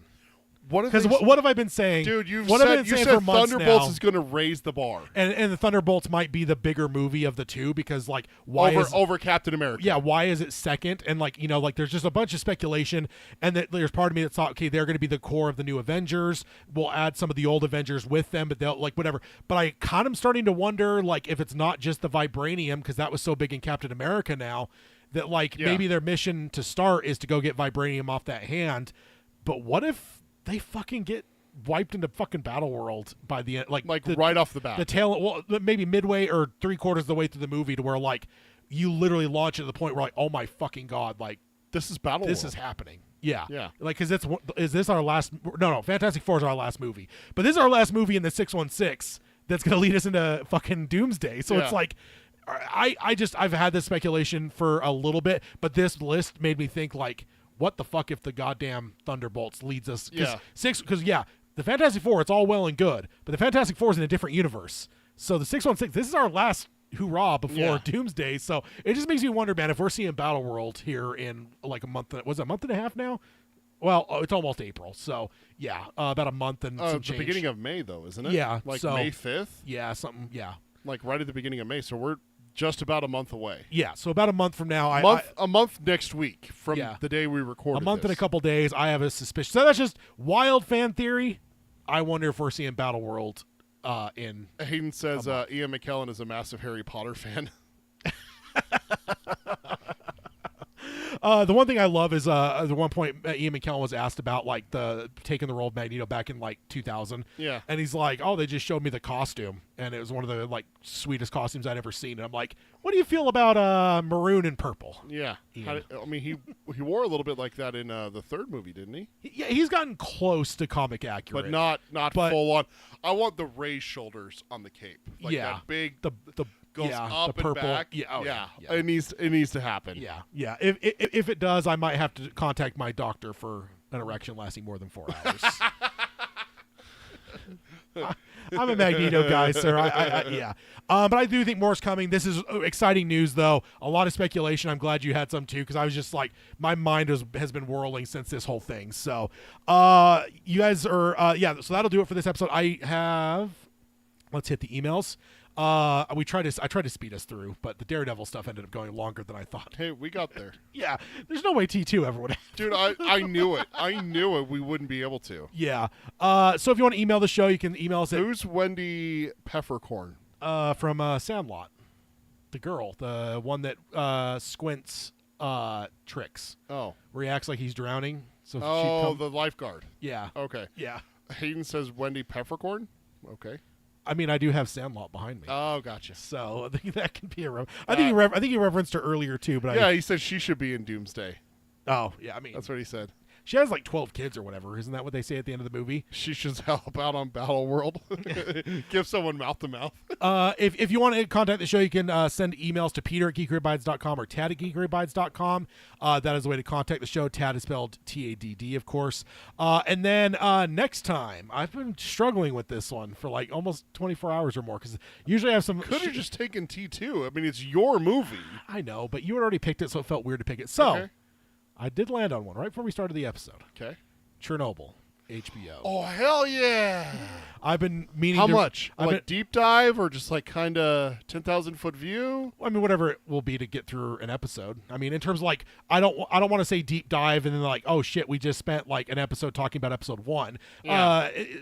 I want to just cover it in the episode. Okay. So, like, whatever that means, I don't know if that means 10,000-foot view or maybe it's like 5,000 foot and we're a little bit lower, a little bit closer, but I don't know if we can go deep dive because that would probably be multiple episodes. It's been a while since I've watched it. This means I'll have to rewatch it, which is great because I've been wanting to for probably about 3 months now. Nice. R.I.P. episode 4, though. That's going to be tough. But one of the greatest things... For the good of mankind. For the happiness of all For men. the happiness of all but it's one of the greatest things put to film, in my opinion, so it'll be great to nerd out on it. So that's next time. Hayden says, I have a Russian friend who can count all 8 inaccuracies of that show on one hand. I have some inaccuracies I could point out, too, and I'm not even Russian. But that'll do it for this episode. I will sign off, as I always do, by saying... I almost said the wrong thing. Love what you love. Let your geek flag fly high. And to hell with anyone that says anything about guilty pleasures. Shang-Chi is a fucking Avenger. I don't care what anyone says. Also, sidekicks aren't real people. So, see you guys. Bye.